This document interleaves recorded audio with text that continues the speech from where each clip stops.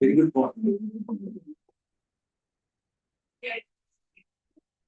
Sorry.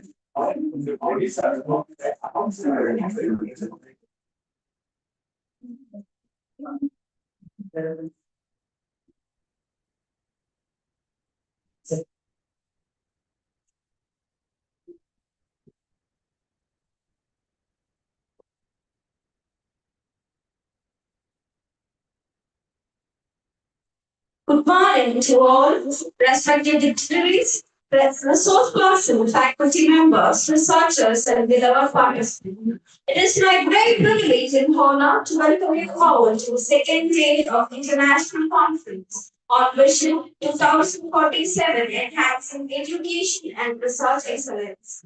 Organized jointly by the Association of International Researchers of Indian Origin and Mar Baselis College of Education. This conference has truly become a vibrant platform for academic dialogues, collaboration, and visionary thinking in education and research. As we move into the final session of this enriching conference, let us continue with the same enthusiasm and intellectual curiosity that marked yesterday's proceedings. Now we begin technical session 3, focusing on a significant theme in 2020 and Vision 2047. To formally welcome the gathering and initiate the session, I invite Mr. Sadiq A.A., Assistant Professor in General Education, to deliver the welcome address. So please.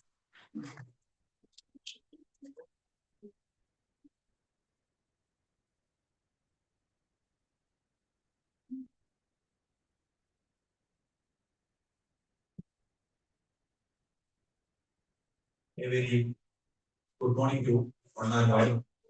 Respected dignitaries on the dais, esteemed resource person and chief guest, distinguished faculty members, research scholars, and dear participants, students, teachers. It is my great honor and privilege to welcome you to technical session third of this international conference on Mission 2047, enhancing educational and research excellence. Today's session on National Education Policy 2020 and Mission 2047 addresses a theme that is central to the transformation of Indian education and the realization of a developed India by 2047. At the outset, I extend my most respectful and heartfelt welcome to our esteemed chief guest and resource person, Professor Dr. George Matthew, Principal of GVM's Dr. Dada Vaidya College of Education, Honda, Goa.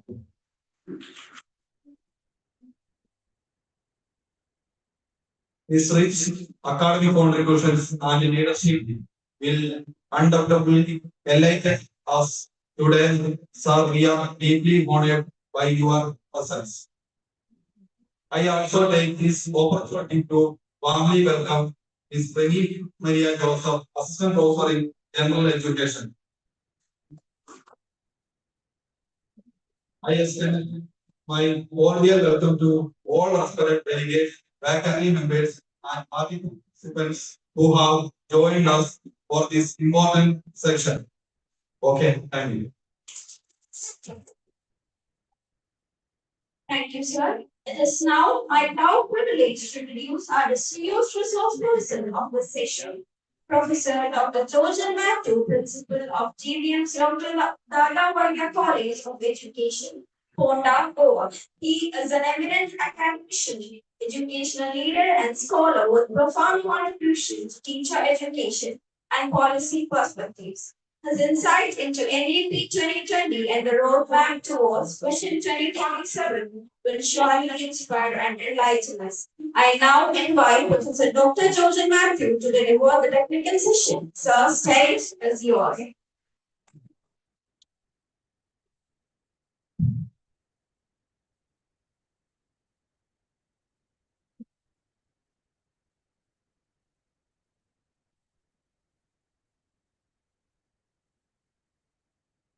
Morning.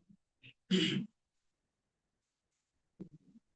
would like to thank the organizers for giving me this opportunity to address this gathering here this morning. Two people, they were constructing something. Somebody asked one of them about what he was doing, and he said, "Can you see? I am laying the bricks." The other person, when he was asked, he said, "I am going to construct a school for this village. And so many students will come to this village and they will all be educated. They will become teachers, doctors, and our village will develop." See, we have to see the big picture. Even I tell my students, when they write a good lesson plan, they are contributing to Viksit Bharat 2047. I tell my immediate staff, when they are cleaning the room properly, they are contributing to national development. So whatever small things that we do, when we do it properly, with wholeheartedly, there is no doubt our nation will develop. Today, I'm privileged to give this very important talk on NEP 2020 and Viksit Bharat 2047. I don't think there is anyone sitting here who has not come across some of the aspects of National Education Policy 2020. I will give some opportunities for the distinguished professors, senior professors here. They can add to the presentation, they can delete anything if they want.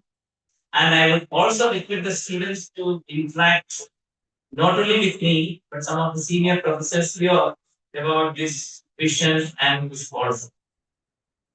National Education Policy 2020 is a landmark policy aimed at transforming the education landscape in India. This policy envisions a progressive, flexible, inclusive educational landscape that equips students with skills to thrive in a rapidly evolving world. So this policy is aimed at transforming India's education. I'm sorry that you are not able to see all this.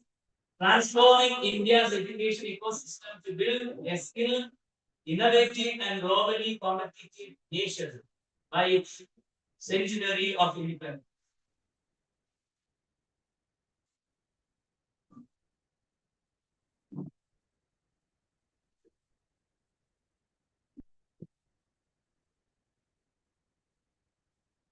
I think it is not.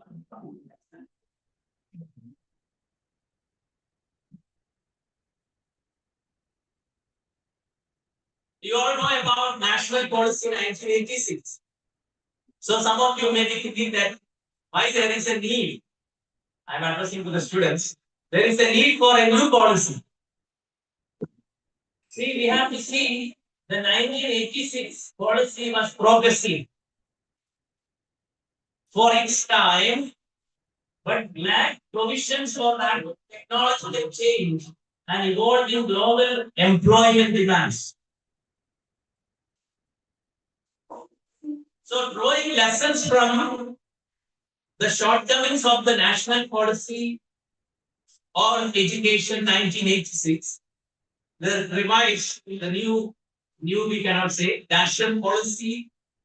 National Education Policy 2020, it aims at addressing several systemic issues in education.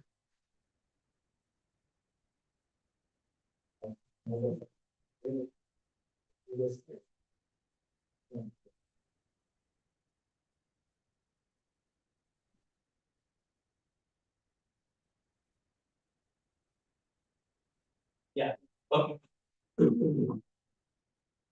So I said that this policy 2020 aims to address several systemic issues in education. These include prevalence of broad learning, inflexible curricula, neglect of early childhood education, insufficient vocational education integration, underutilization of technology, language policy issues, inadequate teacher training, an exam-centric evaluation system, inequality, lack of inclusivity, and a limited global outlook.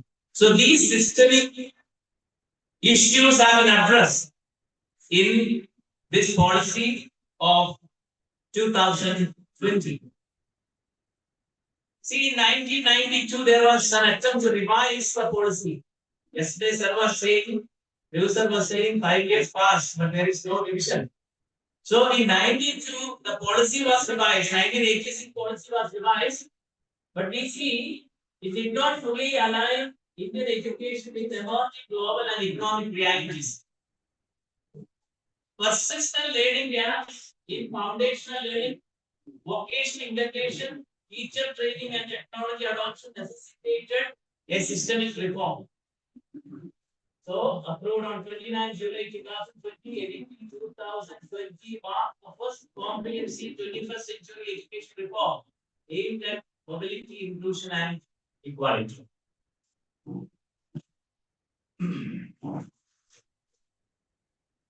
See, in 1986 policy, I am sure that you all have read that policy. It will be available in your library. There was a program of action. But in this policy, we don't have a program of action. So instead of that, all the national regulators, they have come out with various guidelines.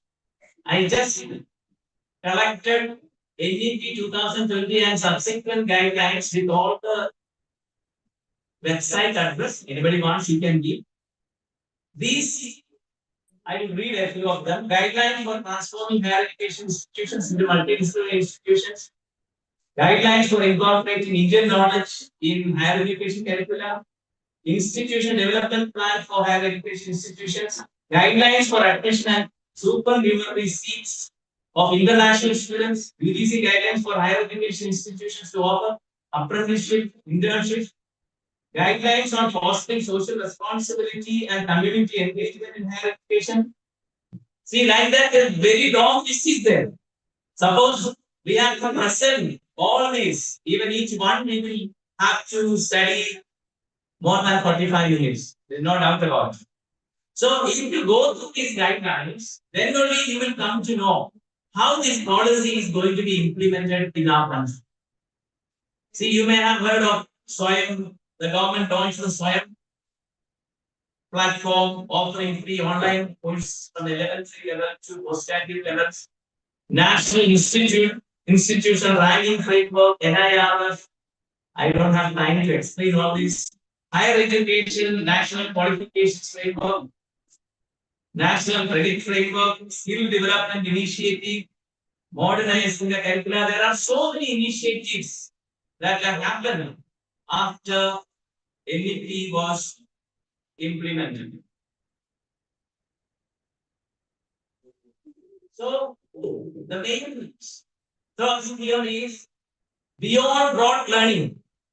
NEP 2020 aims to replace exam-centric and memorization-driven systems with competency-based evaluation models, strengthening foundational learning. See, always higher education is given a lot of assistance by the government, whereas foundation is always neglected. If you don't have a proper foundation, then you see what happens to the superstructure. But this is taken care of in this policy. Greater emphasis is placed on early childhood education, foundation literacy, and university to improve long-term outcomes. Teacher training and technology integration. The policy promotes continuous professional development and meaningful use of digital tools in pedagogy. Equity and global outlook, holistic and multidisciplinary learning frameworks are introduced to foster inclusivity and international competitiveness. So there are so many things that are there, which I am sure some of you may have already studied. So, what is actually required when we talk about Viksit Bharat 2000? What is that? See, as you all know, education is the foundation of all development. Without education, without proper education, no nation can develop. So we need to look at what are the things that is required.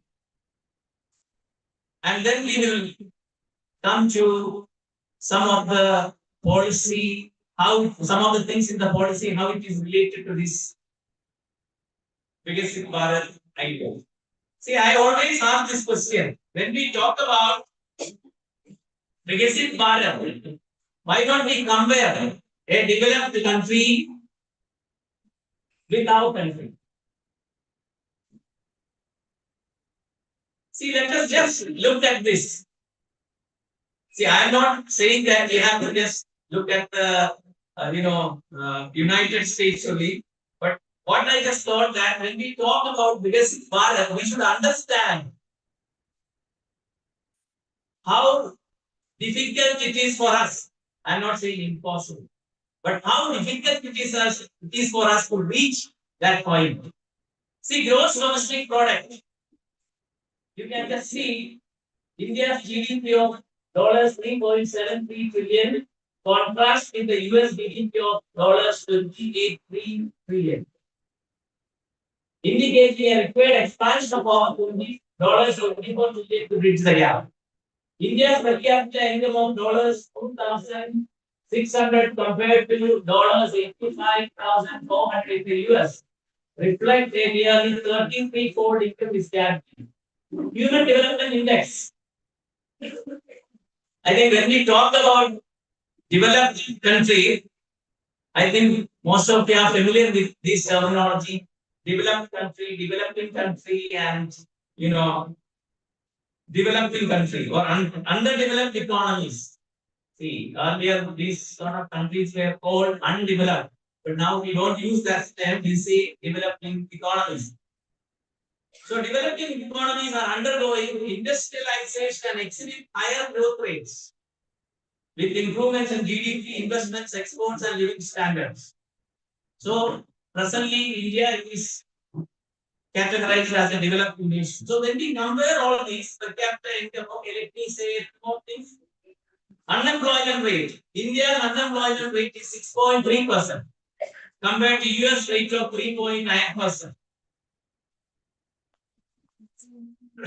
Human Development Index. India's Human Development Index is 0.610, whereas the US stands at 0.926. With Switzerland leading globally at 0.967. So this index reflects India's need for substantial improvements in education, healthcare, and essential public services. Inflation rate, if you take, India's inflation rate is 5.4%, whereas it is 3.1% in US. Yeah, I've taken this statistics just to show you from India Economic Outlook 2024. So this is just to understand what is a developed country is all about. Inflation rate. Then I said sectoral contribution to GDP. In India, the industrial sector contributes 30% to GDP and agriculture 14%, whereas the US industry contributes 20%, agriculture only 1%. Life expectancy. The average life expectancy in India is 71.5% compared to 79.2% in the US. Higher education enrollment.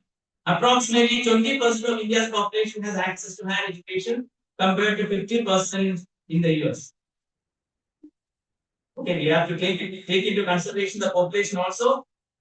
Then share in global exports. India's share in global exports is 2.3%, while the US accounts for 8.7%. PQLI, that is the Physical Quality of Life Index, stands at 41.5, whereas the US is 73.9. Global Happiness Index. Some of you are familiar with that term. India ranks 126th of the Global Happiness Index, while US is in the 23rd position. See, I have just compared these two countries, not with any bad intention, but just to show you that where we stand and each and every moment is important for our country if we have to reach that Viksit Bharat in 2000. It's not a simple thing. We all need to work hard, then only we will be able to realize this vision. So realizing the vision of a developed India by 2047 is an ambitious goal. I said it is not impossible. So one that will require a sustained commitment to economic restructuring and social reform. So it requires a focused approach in multiple sectors. Some of the things I would like to highlight, and it is not possible that I can be very comprehensive about all this, but we require reforms in various sectors. We require reforms in agricultural sector to transform India into a developed economy. Several critical and focused efforts are necessary. Establishing stable and inclusive economic policies. That means when we talk about national policy 2020, we have to look at various other sectors also, that how education can help these sectors to come up. Empowering the youth. Given India's large and young population, it is essential to provide high quality, affordable education and training. Industrialization and infrastructure development. While industrialization is critical, a balanced focus on rural and agricultural processing industries is equally important to ensure inclusive growth. Enhancing women's economic participation. Another important area in enhancing women's economic participation through targeted policies. The participation of women in economic activities in India is around 37%, with the majority of women engaged in agriculture and allied activities. Another important area, yesterday also it was highlighted, is transparency. To create an environment of trust and cooperation between citizens and the state, the government must implement robust measures to enhance transparency, efficiency, and accountability across all administrative levels. I think this is a very important thing. Without transparency, we will not be able to achieve this important goal. See, I always find I always find corruption as a cancer. I had 2 times cancer. So when I got cancer, I immediately went and I cut the part. That means surgery was done. So if the cancer cells grow, what will happen after some time? The cancer cells will die and the person will also die. So corruption is like that. If we are not addressing the issue of corruption, not only that, the people who are corrupt will perish, but along with our society will also perish. Our country will also be. So this is a very important thing. You go to any government officers. The other day when I went to one village panchayat for some work, immediately when they came to know that I am principal, immediately they told that please do it person. Another person came. They said file is not good. So in order to take the file, you will have to see there are some formalities maybe. So what I am saying, transparency is very important. Without transparency and efficiency in public services, it is not possible that we can achieve the target of a Viksit Bharat. There are many slides, but how many more?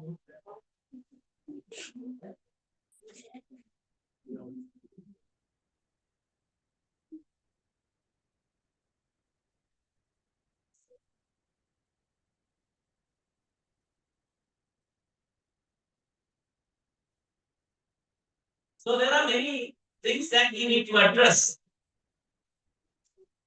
Synergizing academic performance with national development goals. National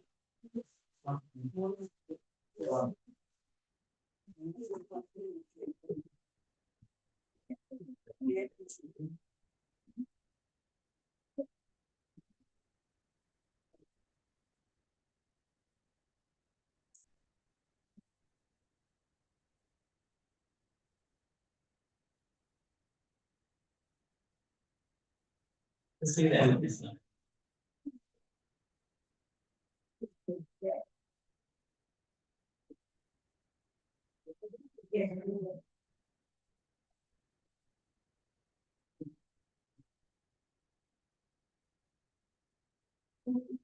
I continue.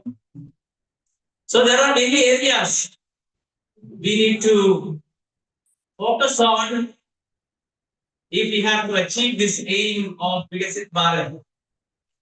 So some of the things have already been initiated by the policy. For example, digital education initiatives, technology-enabled pedagogy in institutions, NEET initiative, the National Educational Alliance for Technology, bridges education institutions and educational technology firms to deliver LMS, online content, and blended learning. National Digital Education Architecture, NDEAR, Digital India Program. So there are many things that have happened, that is going on, and I am sure that some of these will surely help to address the systemic gaps which we said.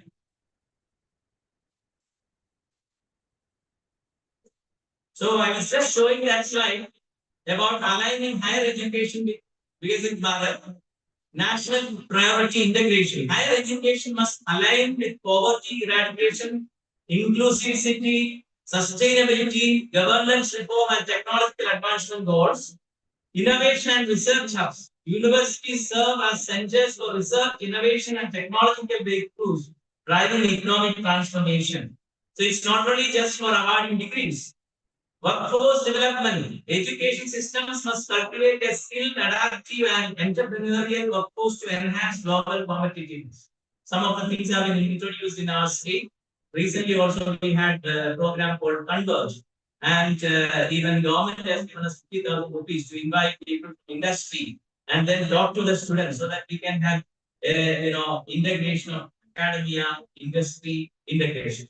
So these things are happening. Even the central government has started many programs, and the state government is also getting some funds to introduce such programs. Then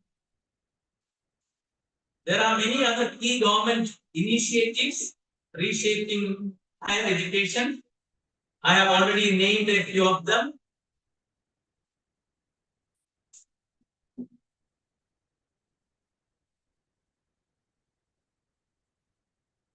So there is a need for a phase-wise planning. A structured short-term and long-term roadmap ensures systematic progress towards the 2047 higher education vision. Accountability mechanisms, periodic monitoring, evaluation benchmarks, and institutional audits strengthen transparency. I was talking about transparency.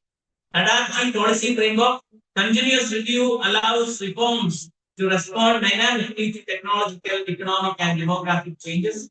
Collaborative governance, coordination among policymakers, educators, industry leaders, and communities ensure coherent national development efforts.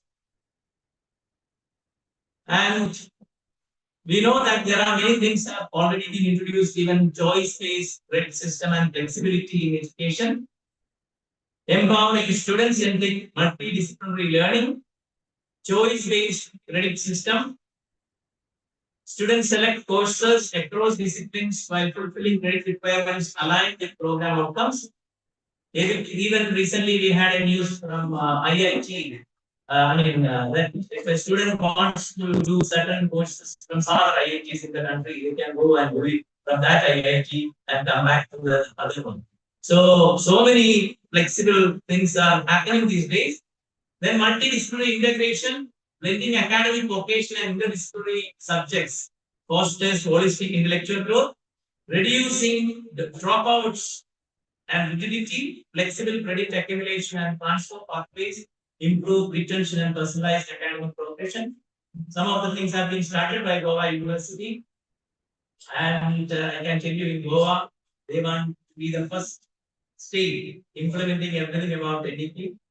Of course, recently we started one, BA program. So government is also starting BA AC college. So far, there is not a single government education college in the state of Goa. So when this BA AC came, they have now, they are going to start one college now. So there are many things that are happening. Even we have introduced that 4-year course.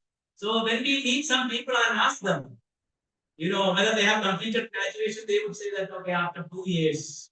Yesterday, I was asking one of my friends, he said that after 2 years, he was doing Malayalam and after 2 years, it was Sanskrit. So he dropped out. But now, if you do 1 year, you will get a certificate. 2 years, you will get a diploma. 3 years, you will get degree. 4 years, you will get honors. So none of you who is studying in a college, you will have to leave the college without a certificate.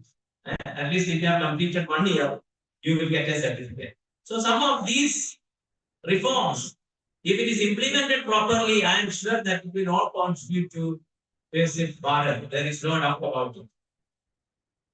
But as we have seen, it's not very easy as we all think, but we all need to work very hard to reach that. Even you all know about that basic Bharat Shiksha Adhishtan Bill operationalizing NEP 2000 vision. The BDSA bill seeks to translate the governance reforms proposed in NEP 2020 into a statutory framework and unified regulatory authority and institutional integration. So many things are done so that we can be more transparent. This is all being done by the government. You can study or read about all these things more later. Of course, I would like to give a few tips for senior professors to give their comments and also some of the students to ask some questions. So I will come to the conclusion part of my talk. So it's very important. I was talking about transparency. Suppose we can do everything online, even applying for a certificate to the government, it can be done online. So affordable and convenient digital governance initiatives are aimed at improving the accessibility and efficiency of government services, especially for marginalized communities. While keeping costs low for both the government and citizens, these initiatives leverage technology to ensure that services are more user-friendly, transparent, and easily accessible, thus promoting inclusion and empowering citizens. See, even when we have to apply for recognition for a course, I just give my experience. I have applied 3 times to the government for NOC for a BA BEd or a BSc BEd program. So far, they have not given me. See, there are only 2 BEd colleges in the government sector in Goa. You may wonder what it is. Goa has only 2 districts. Some of you may have gone to Goa. You are all welcome anytime. So there are 2 districts. So we have only 2 BEd colleges. One self-financed BEd college was started later. But these 2 BEd colleges also, we have not got a BA BEd or BSc BEd NOC. If we had got an NOC, we would have applied. So we are still waiting for an NOC. See, if everything can be done online, even applying for an NOC, and immediately we get a reply from the government that please wait, it is in process. We don't get any reply. So we have to apply Suppose we apply once and we wait for a reply, if the reply doesn't come, we need to apply again. As people say, apply for reply. So we apply for NOC, but we don't get any reply. We don't know what is happening. So what I am saying, whether it is education, see to start, I was talking with Sensor also. See, getting an approval for a course, it is a Herculean task. It is not easy. If everything is transparent, and yesterday I asked a question also, institutions that are very excellent, they are doing well, they are getting more money. Whereas institutions, that are not performing well, actually they should be given more assistance, but that is not happening. So how can we reach that goal of becoming Bharat if we are not making things transparent? So in conclusion, India's journey toward becoming a developed economy necessitates a multi-pronged strategy involving economic stability, educational reform, industrial expansion, infrastructure development, and inclusive governance. To realize this vision, India must prioritize enhancing the quality of education and expanding access to vocational training, thereby addressing skill gaps and fostering a more competitive workforce. See, the workforce for 20, the creates in Bharat, we have to prepare them today. Okay, we cannot wait for another 10 or 20 years to prepare the workforce. We have to start it right now. Moreover, the government's commitment to transparency, accountability, and efficient governance will play a pivotal role in building public trust and stimulating economic growth. By fostering an environment conducive to investment and innovation, India can leverage its demographic dividend to drive sustainable development. In summary, while challenges remain, a concerted effort towards implementing inclusive economic policies, improving infrastructure, and promoting social welfare will pave the way for India to emerge as a developed economy in 2047. Thank you. God bless you.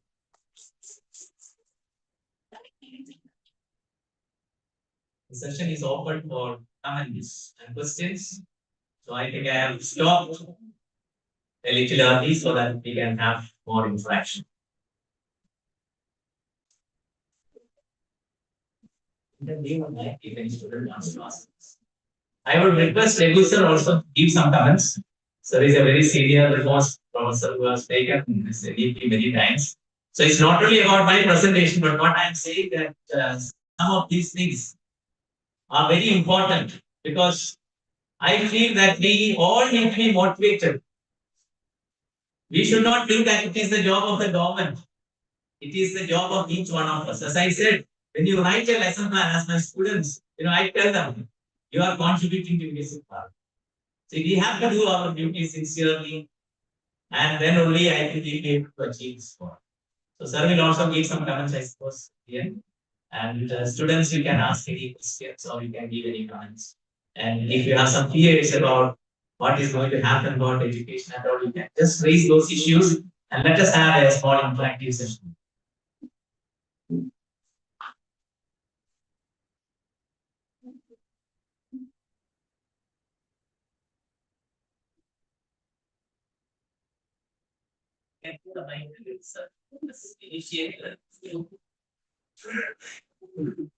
You can come here also.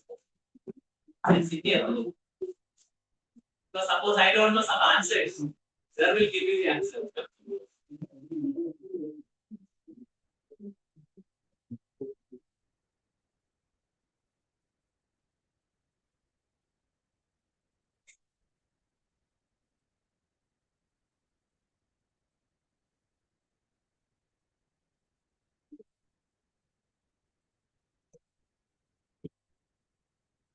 Sir is saying that you can ask some questions first. If you have some questions, see, I tell my students, if they ask questions, they are good students. If they don't ask the questions, you know what type of students they are. So I always tell my class, if you ask questions, then you are good students. So please ask questions. Your question may be wrong, doesn't matter, but you will get the answer. Yeah, you can share your thoughts, make your observations, comments, doubts. What is in your mind? Can be either in English or local language. Yes. Please share your thoughts. I must appreciate my colleague, Professor Jojan Nafi. He has done a very good homework, referring different documents and materials. It was beautifully, intellectually presented within a small time frame. Special appreciation to Professor Jojan. Government students can also ask. Yes, please. Any questions related to policy or case, you can ask. Yeah, it's a part of the syllabus. Yes. Or your comments you can give. You can comments, your observations, your opinion, നിങ്ങളുടെ നിരീക്ഷണം അഭിപ്രായം പോളിസിയുമായി ബന്ധപ്പെട്ട ആഗ്രഹങ്ങൾ you are free please Sir, we know you are a economics graduate also, so let me repeat this question with economics. So, a huge portion of our youth works in the informal economy nowadays without social security. So, how do we familiarize these roles to ensure the demographic dividend actually translates into long-term national wealth? I think you can follow my question. Yeah, follow. I will say an answer for certain act. See, these are all based on the government policies. When you say social security scheme, if you see the social security scheme of developed countries and the social security scheme that we are having, you know, even first time I had cancer, I spent around 8 lakhs. I am eligible for getting the reimbursement from the government in Goa. But when I applied, they initially gave me a reasonability certificate, everything. But finally, some clerical, clerks there, they have written some terms that he was not referred for medical college. That was one term. And the hospital where I treated is not, is a regional cancer center, it's a federal government. They have written that it is not coming under Goa government list of hospitals. Goa government list is all Bombay, not Kerala regional cancer. So what I am saying, see, this did not happen in certain countries. Here, lot of red tape is a list. Lot of red tape. So when it comes to social security also, I think government has a responsibility to take care of our health also. Is a right to education, right to health also should be there. And everybody should be given that security, whether they are working in an organized sector or an unorganized sector. But everybody wants government job. They think that it is secure, whereas in a private job, any day they can lose their job. Even people who are in companies, they are that fear. So some policy change is required. And without that, I don't think when you are talking about the demographic and all those things, how it is going to contribute to the development, it's a big question mark. And I feel that the policy of the government should change. It's not only that budget is presented for elections. Budget should be presented for the benefit of each and every person. See, most of the states, when you see the budget, they present the budget for elections. Okay? See, I don't want to go into all those things, but still I am telling you, very sad story and it's happened in many areas in our country. Unless those things change, there is not going to be any sort Yes, sir. of solution to the problem. Yeah. That's what God expected from you. Because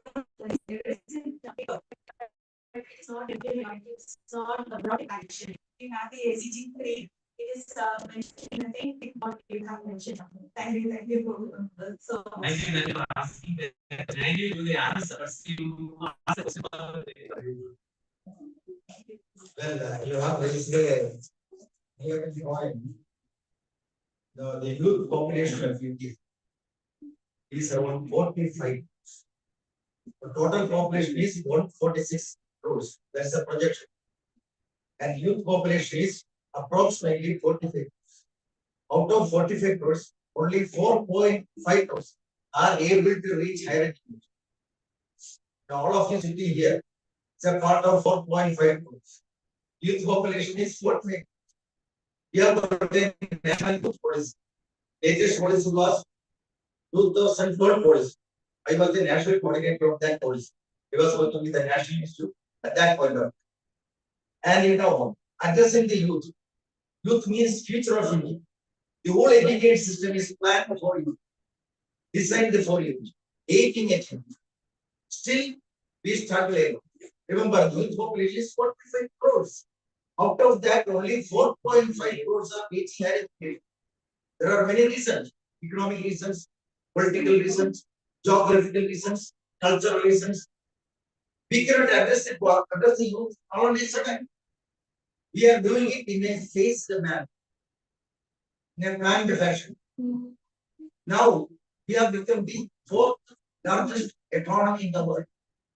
If we take top 5 military in the world, India is the fourth military power in the world. You cannot ignore those things. Politicians may criticize those things. US is the top. We are the fourth military power in the world. First is USA, second is Russia, third is China, fourth is India.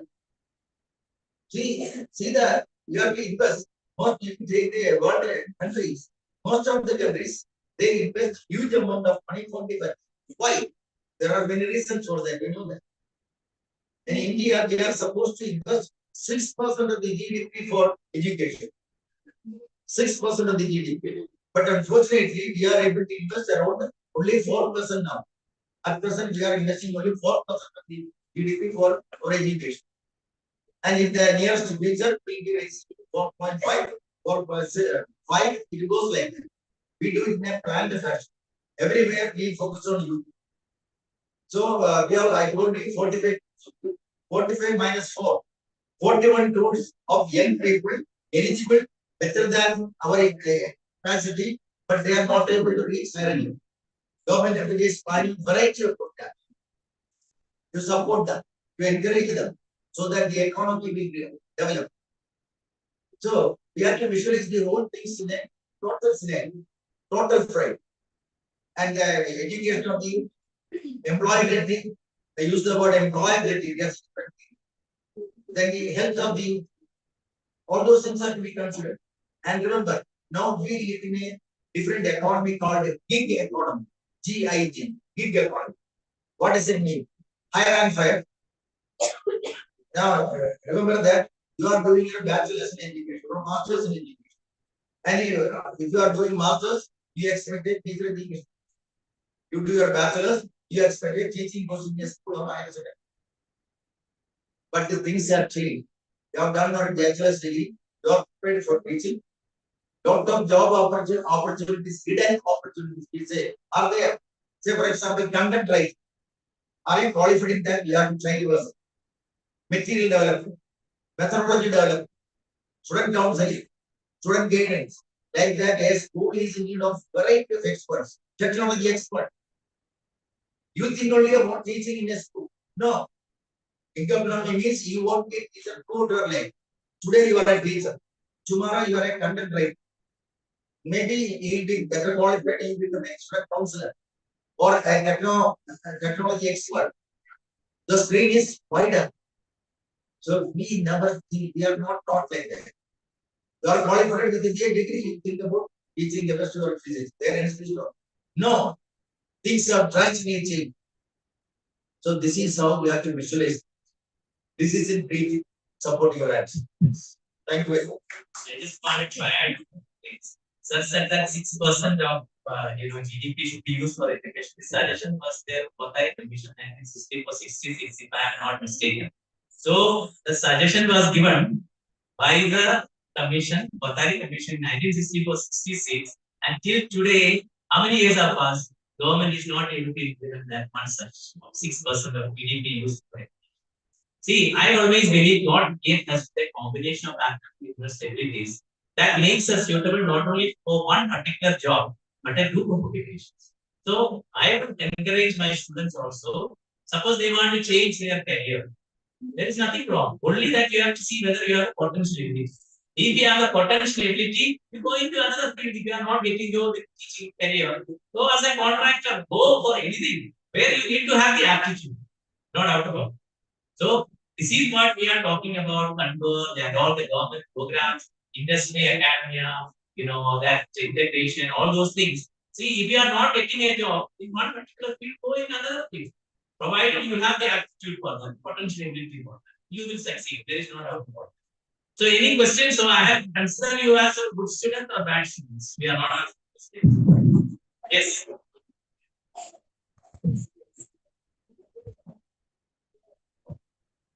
So the answer to my question is often by this presentation.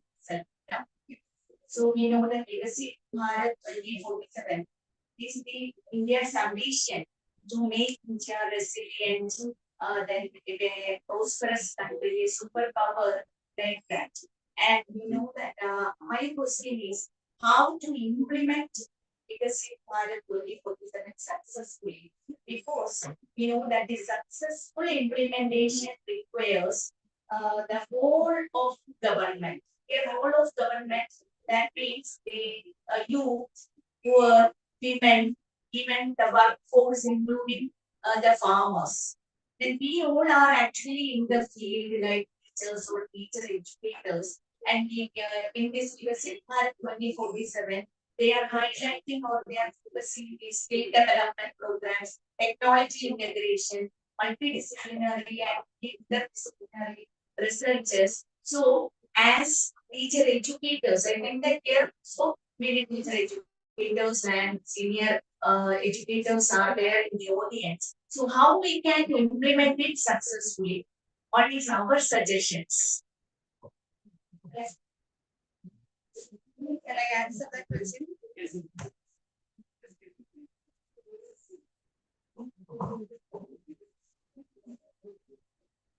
Let me introduce myself first. I am Dr. M.S. Geeta, former Dean Faculty of Education, University of Kerala, and former Principal, Government College of Education, Secretary University.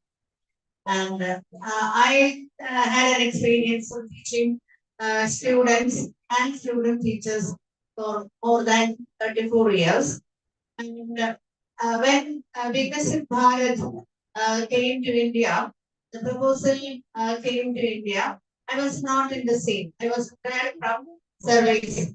Before 10 years, I retired from service. And as an answer to Dr. Rajeshwari's question, I think a phase-wise plan is necessary. Because I think Dr. Georgian has also mentioned about the phase-wise plan in order to implement or in order to have the dream of Vikasit Bharat in India.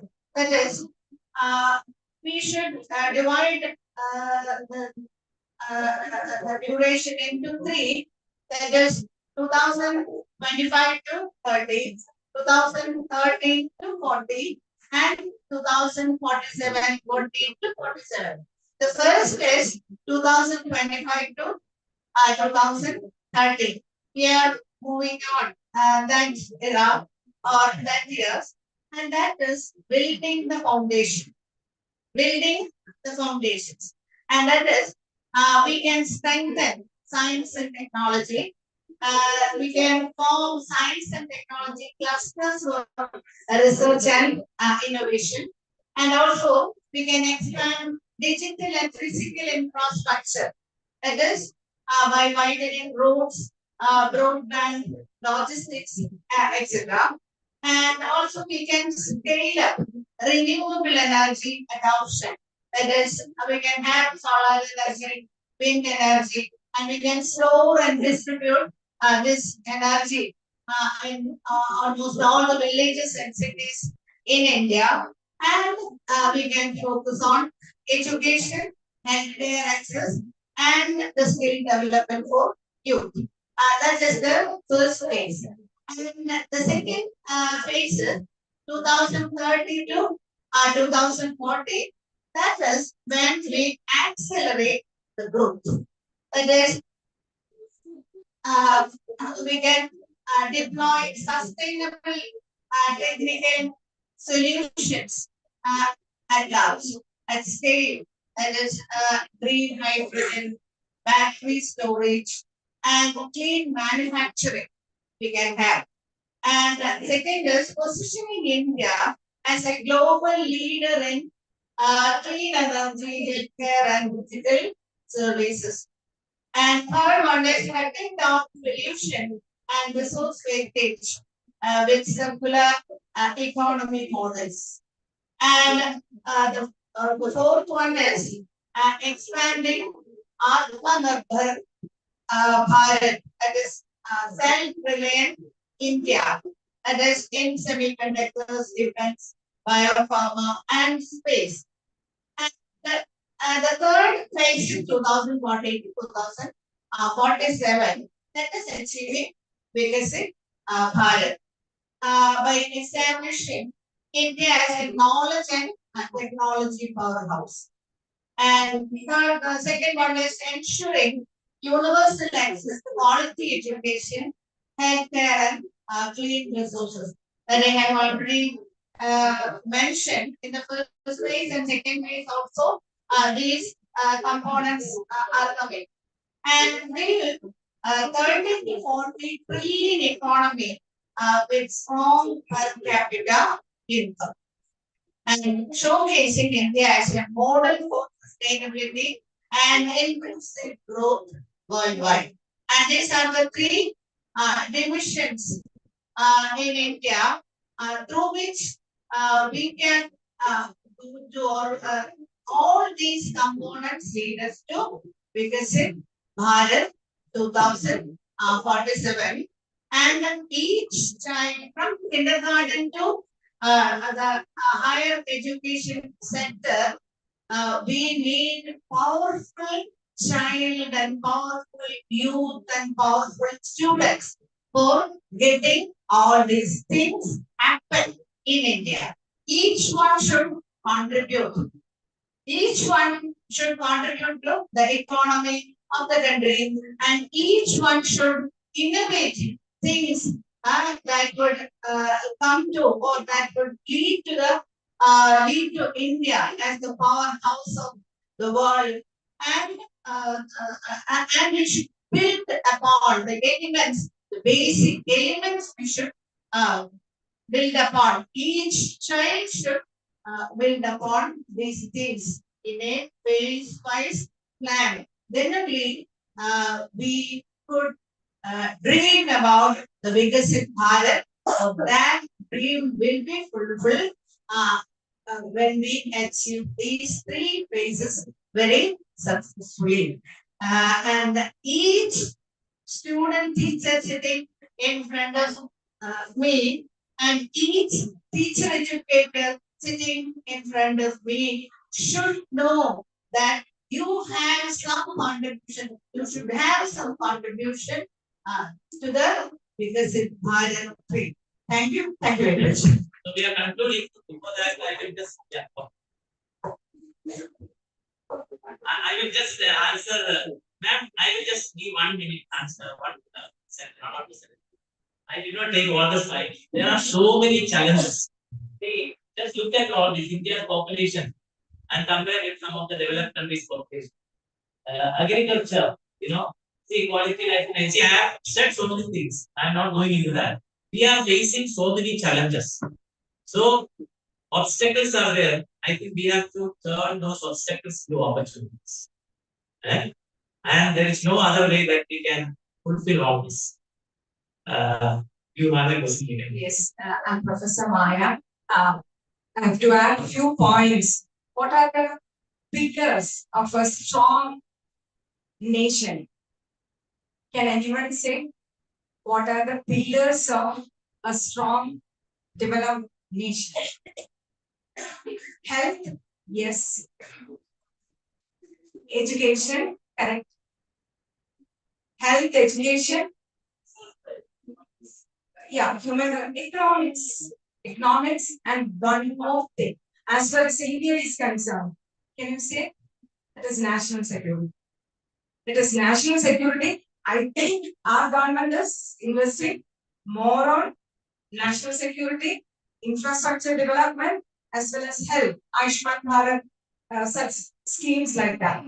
And in NEP 2020 also, they recommend a 6% GDP.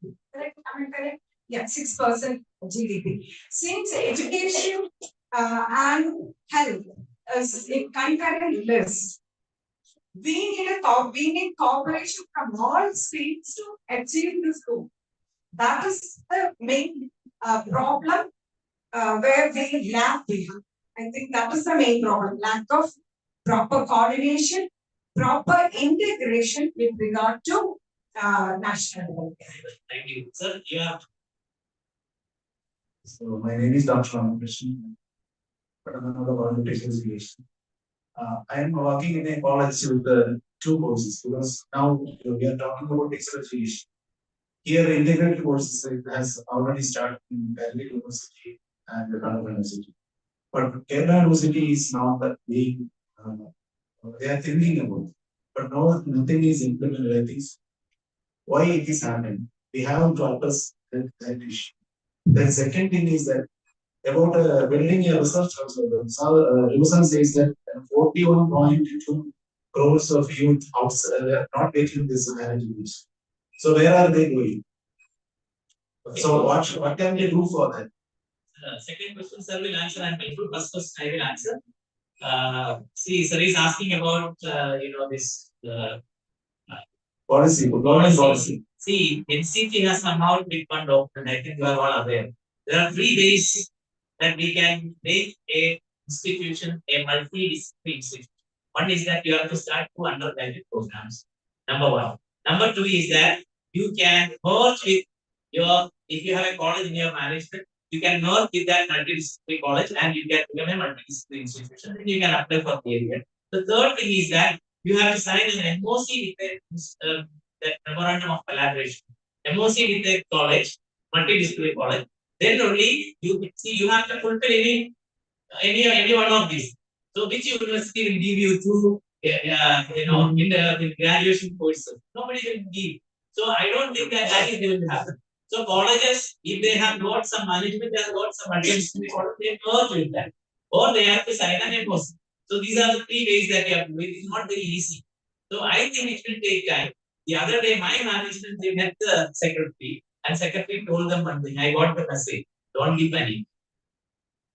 That is what he said. So it will take some time, and there are so many issues like we have a period for foundation stage, preparatory stage, middle stage, secondary stage. Is it viable? Will we give a payback to the teachers? Otherwise, why should they go for that preparatory stage or foundation stage? They go for all, go for secondary stage. So many issues are there. So I think it will take another 10 years or more to settle down all this. And that's my answer. Second one, sir will answer. And I just want to thank one person here. That is my librarian, Bayani. He's here. You understand? So whenever, please be seated. Whenever I have any talk, I just tell her. She gives me bundle of books and journal, and from that only I can prepare everything. So here also she has given me so many things about that. So that is how I have prepared. Special thanks to you, and thank you for listening and asking questions. I think the students were a little bit shy, but next time I'm sure that all the good students you will ask more questions. Over to Renu sir. Thank you, Renu sir, also for coming. So my job was, we all do these days outsourced. So as MP, and I would like to tell sir to give a concluding remarks. Thank you, one and all. Kongani, thank you, Lise. Very boring.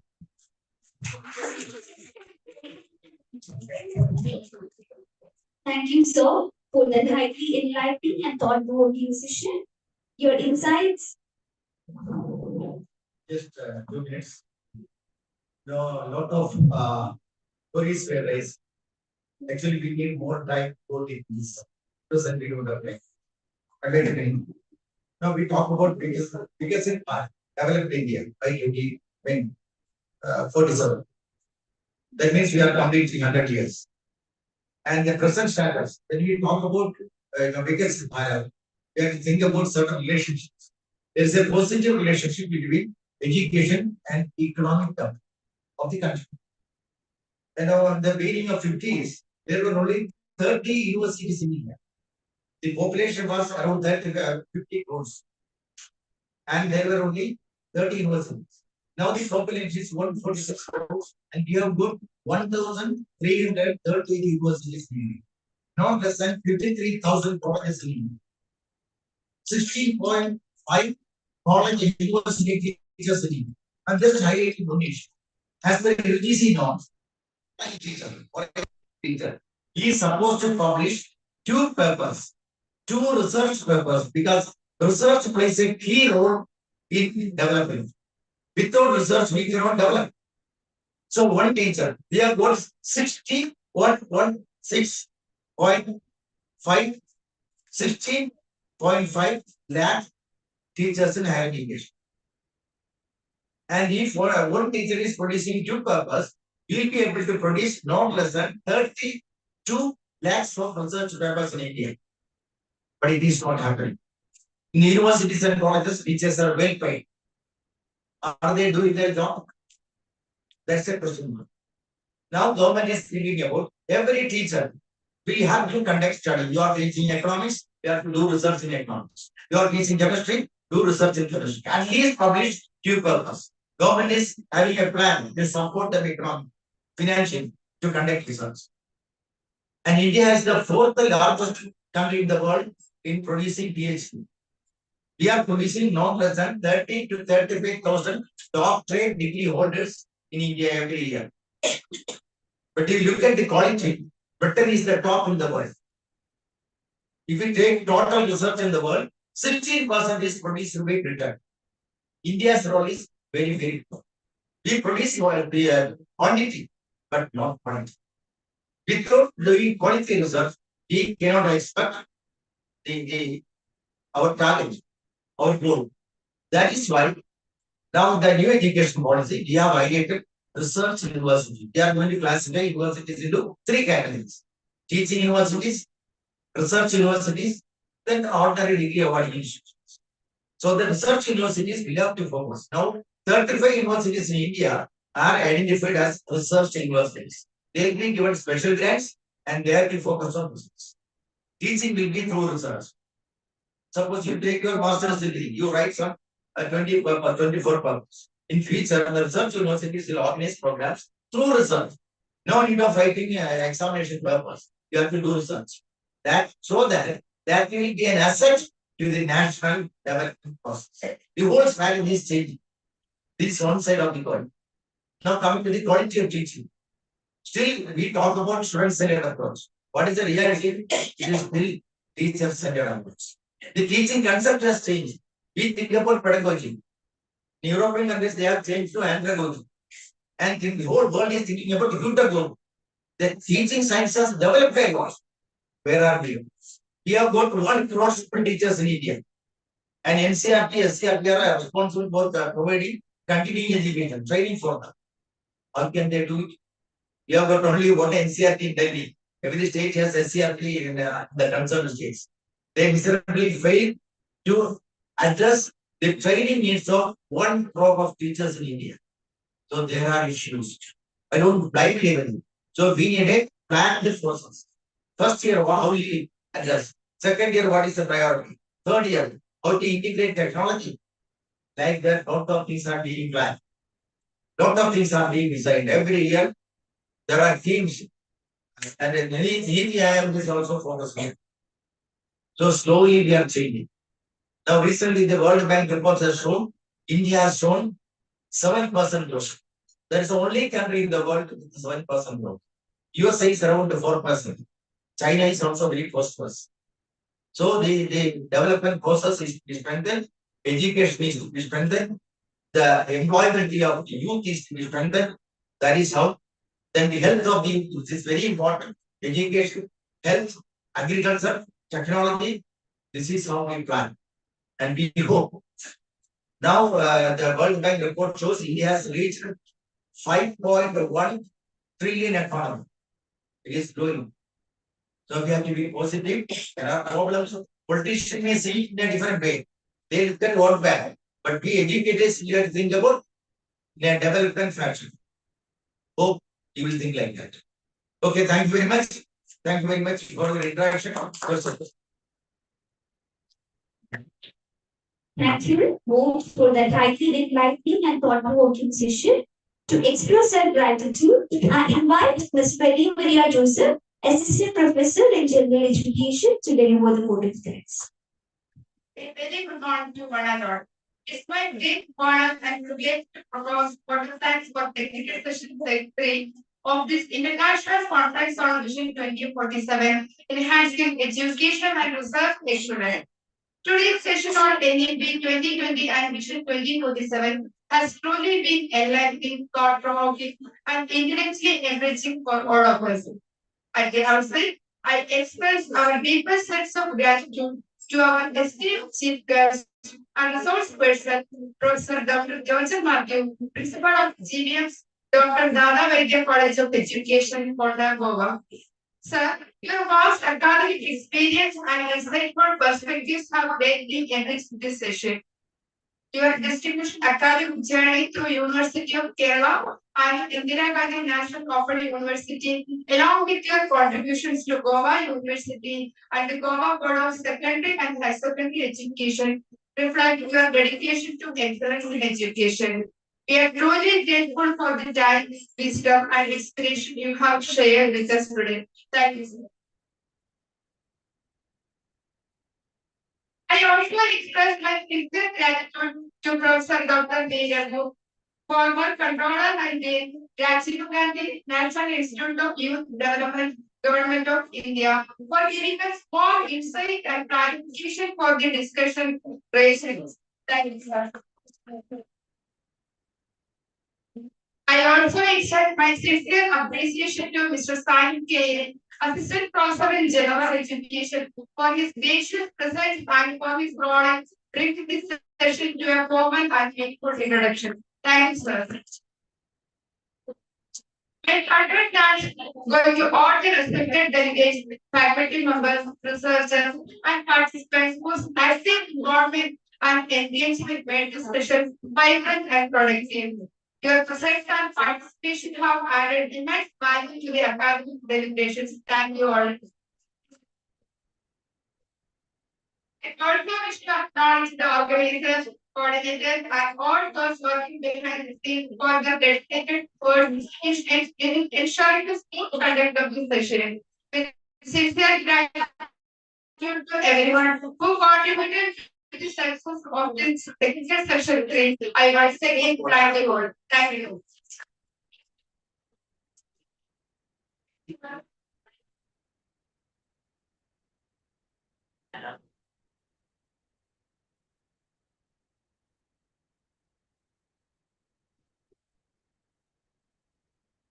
Thank you, ma'am. Now, I request everyone to kindly proceed with tea break for 5 minutes, and then the valedictory section will begin shortly.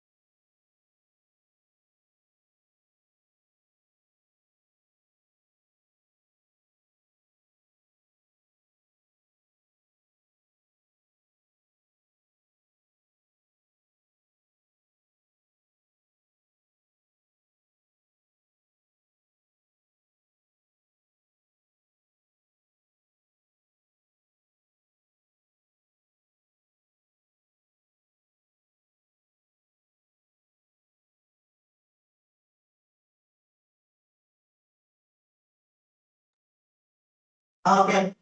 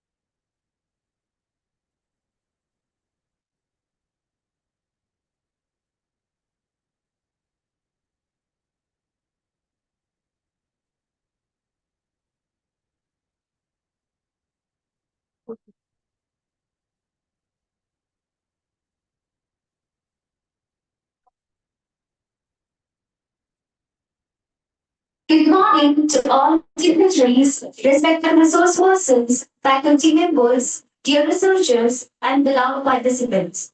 After 2 days of enriching academic deliberations, inspiring keynote sessions, and meaningful scholarly interactions, we have arrived at the most significant and solemn segment of this international conference, the valedictory ceremony. As we now begin the valedictory ceremony, let us carry forward the spirit of academic excellence, collaboration, and visionary thinking that has defined this conference. To evoke the divine blessings upon the concluding session, I respectfully invite Femina to lead us in prayer.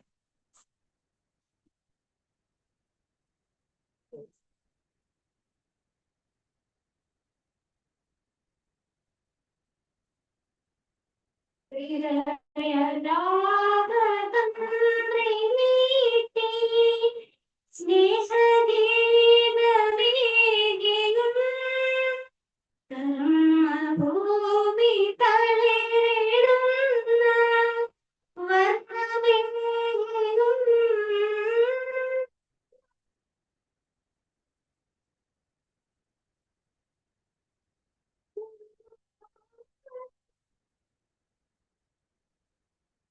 ഞങ്ങൾ പാടും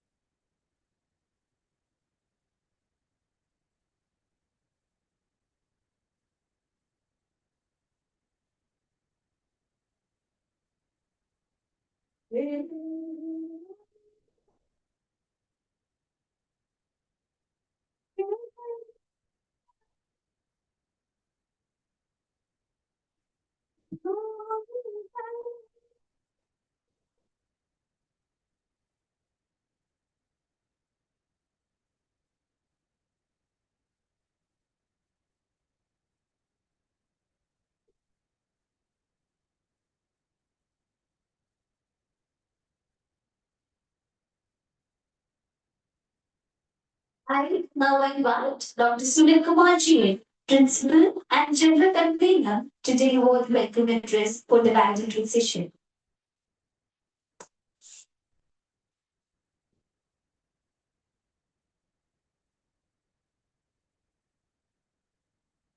Respected His Excellency, Most Reverend Dr. Joseph Marthanas, Bishop of Bethany, and Global President of AEO, Reverend Father Sebastian Gipelli, CEO of Higher Education, Diocese of Bethany, Reverend Father Jacob Overton, Local Manager and Bursar, Professor Dr. V. Raghu, former Controller and Dean, Rajiv Gandhi National Institute of Youth Development, Government of India, distinguished dignitaries, esteemed members of AEO, respected resource person, faculty members, dear participants, and students. A very warm and pleasant good morning to all. നമുക്ക് എല്ലാവർക്കും 2 ദിവസം 20ഉം 21ഉം വളരെ സന്തോഷത്തോടു കൂടി international സെമിനാറിൽ നമ്മൾ പങ്കെടുക്കുകയും 3 technical session നമുക്ക് ഉണ്ടായിരുന്നു. അതുപോലെ തന്നെ പാനൽ ഡിസ്കഷൻ ഉണ്ടായിരുന്നു. പേപ്പർ പ്രസന്റേഷൻ ഓൺലൈൻ ഓഫ്ലൈൻ നമുക്ക് ഉണ്ടായിരുന്നു. നമുക്കറിയാം ഇന്നത്തെ കാലഘട്ടത്തിൽ ഒരു BEd കോളേജിൽ ഇതുപോലത്തെ ഒരു ഇന്റർനാഷണൽ കോൺഫറൻസ് നടത്തുമ്പോൾ തന്നെ അതിൽ കൂടുതൽ കാര്യങ്ങൾ ഇന്ന് വരുന്ന മാറ്റങ്ങൾ എന്തൊക്കെയാണ്, പുതിയതായിട്ട് എന്തൊക്കെയാണ് നമ്മുടെ സമൂഹത്തിൽ വിദ്യാഭ്യാസവുമായിട്ട് ബന്ധപ്പെട്ടുള്ള കാര്യങ്ങൾ കൂടുതൽ അറിയാനുള്ള ഒരവസ്ഥ. അതുപോലെ തന്നെ ഒത്തിരി റിസോഴ്സ് പേഴ്സൺ 3 ടെക്നിക്കൽ സെഷനിൽ തന്നെ റിസോഴ്സ് പേഴ്സന്റെ ക്ലാസ് മറ്ററിയപ്പെടുന്ന വ്യക്തിത്വമാണ് നമ്മുടെ മുന്നിൽ ഇരിക്കുന്നത്. അപ്പൊ അതിൽ നിന്ന് ഒത്തിരി അറിവുകൾ നമുക്ക് നേടാൻ സാധിച്ചിട്ടുണ്ട്.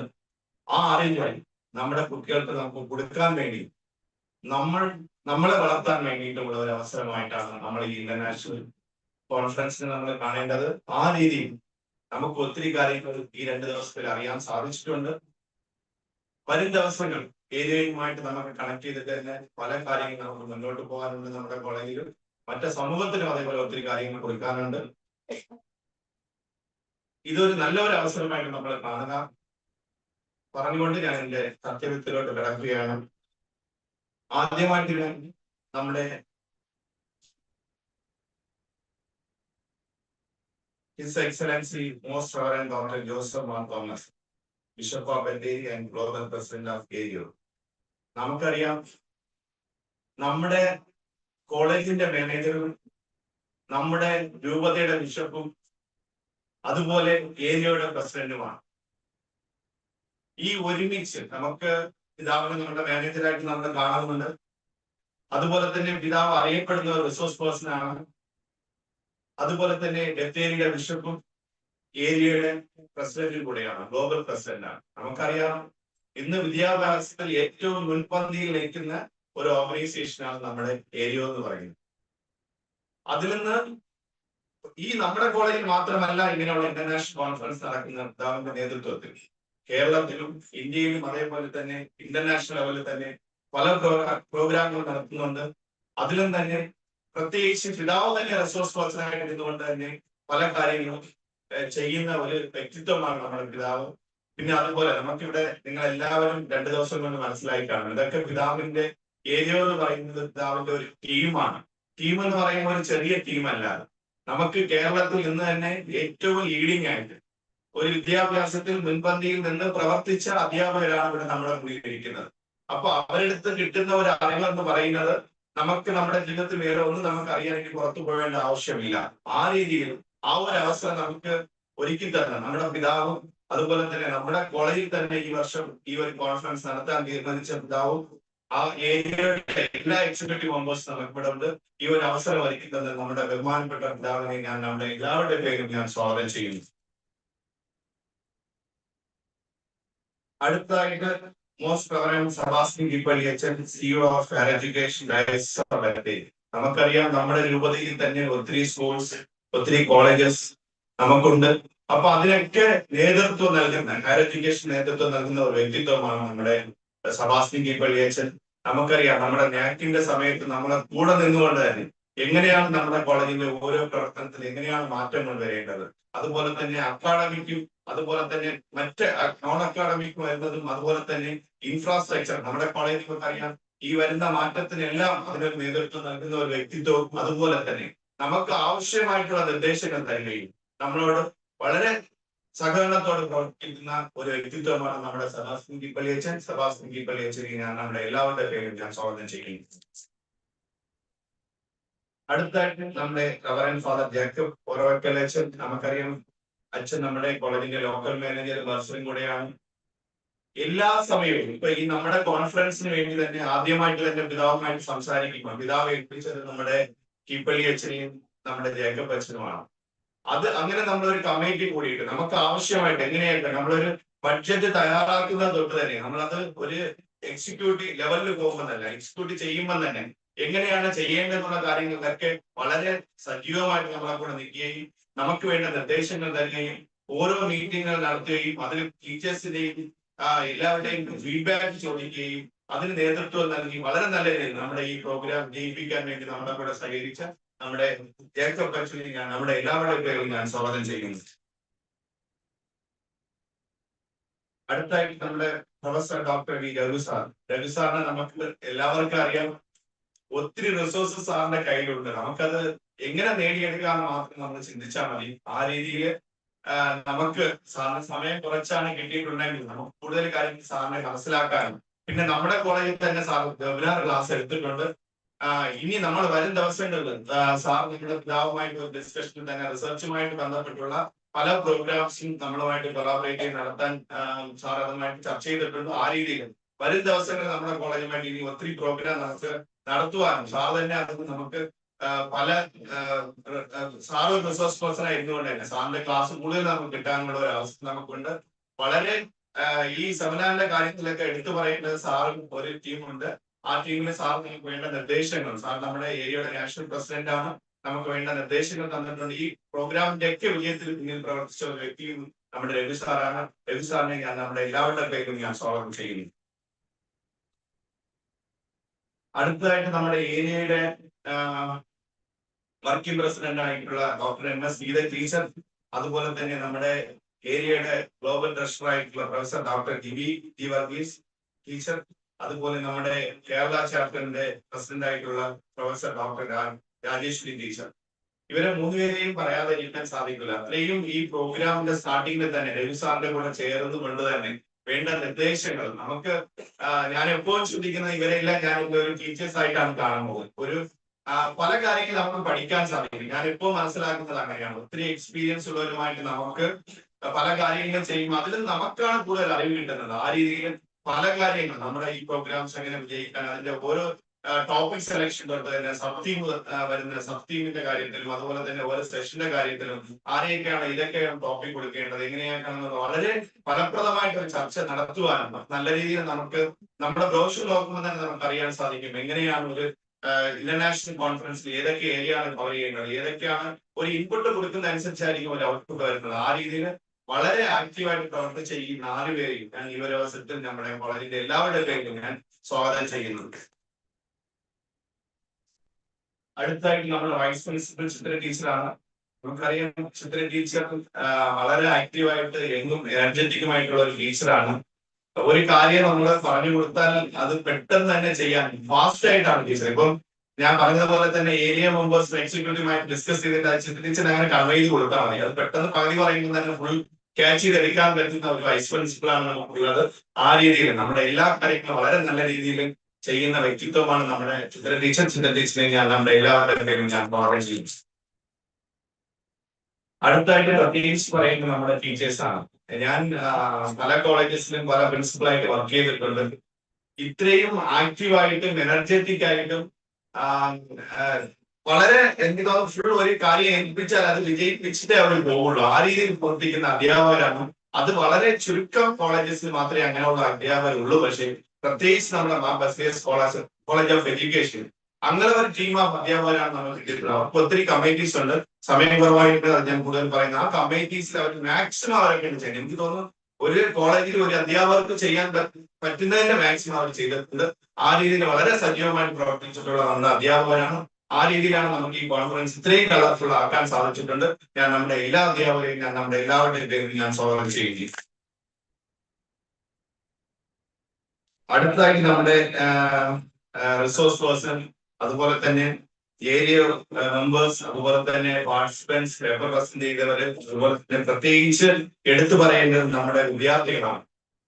ടീച്ചേഴ്സിന്റെ കാര്യം പറഞ്ഞതുപോലെ തന്നെ അവരെ കൂടെ തന്നെ ഓരോ കമ്മിറ്റിയിൽ നിന്നുകൊണ്ട് തന്നെ വളരെ ഒരു ബുദ്ധിമുട്ടും എനിക്ക് തോന്നുന്നു നമുക്ക് പോലും ചില തെറ്റുകൾ കണ്ടുപിടിക്കാൻ പറ്റാത്ത രീതിയിൽ പ്രവർത്തിച്ച വിദ്യാർത്ഥികളാണ് ഇവിടെ ഇരിക്കുന്നത്.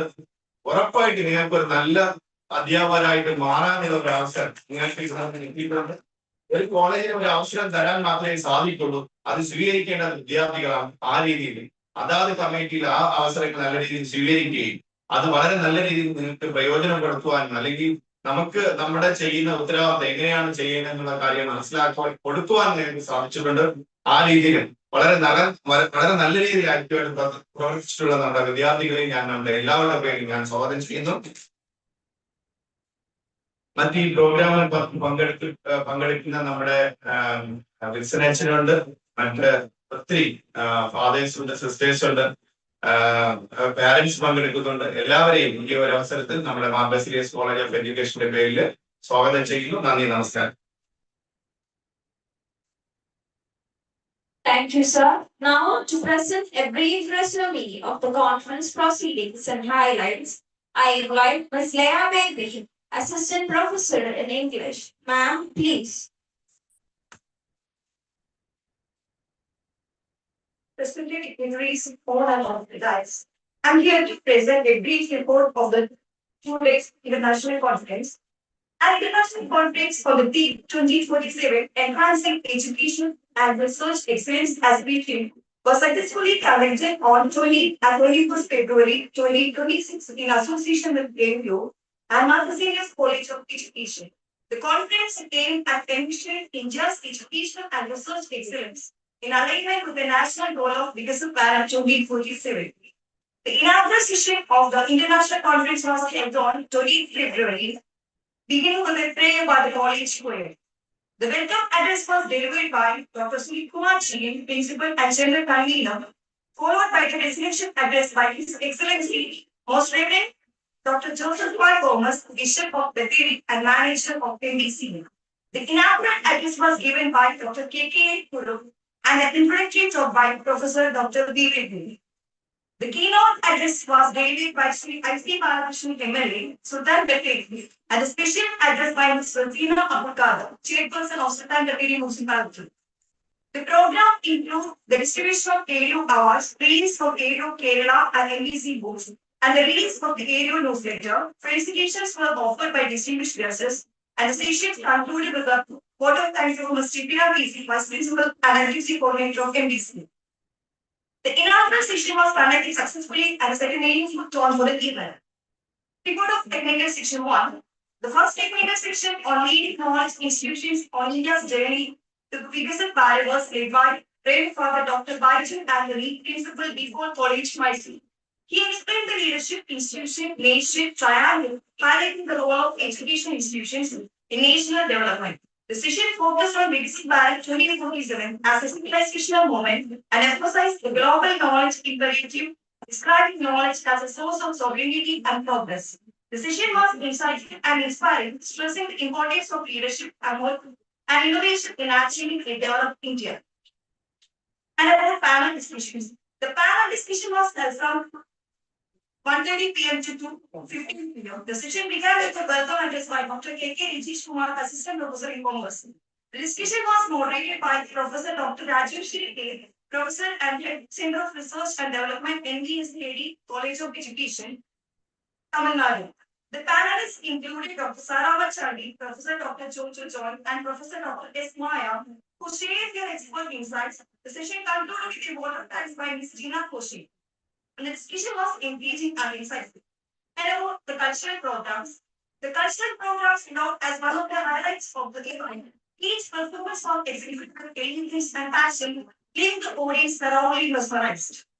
And about paper presentations, research scholars, academicians, and the students presented papers on educational innovation, policy, research methods, and sustainable practices, providing a platform for the quality exchange and feedback.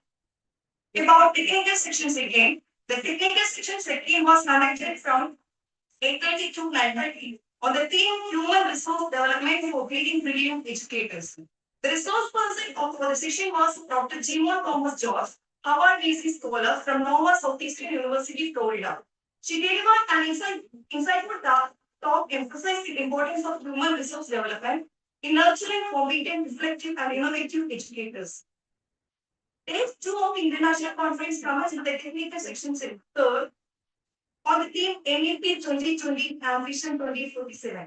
The resource person, Professor Dr. Chojan Martin, Principal of GVS Dr. Dada Vidya College of Education, Goa, delivered an insightful talk highlighting the implementation of NEP 2020 and its alignment with India Section 2047.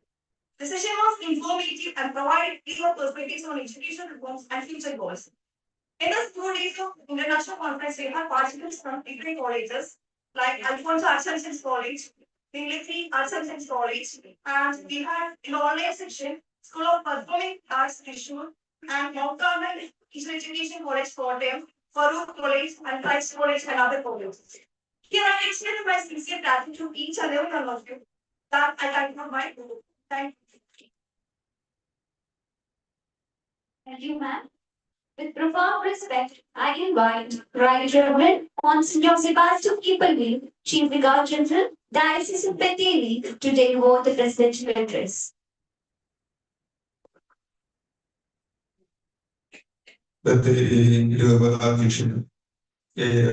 പ്രസിഡന്റുമായിരിക്കുന്ന Abhimanya doctor Joseph R Thomas മെത്രാപ്പൊലീത്ത,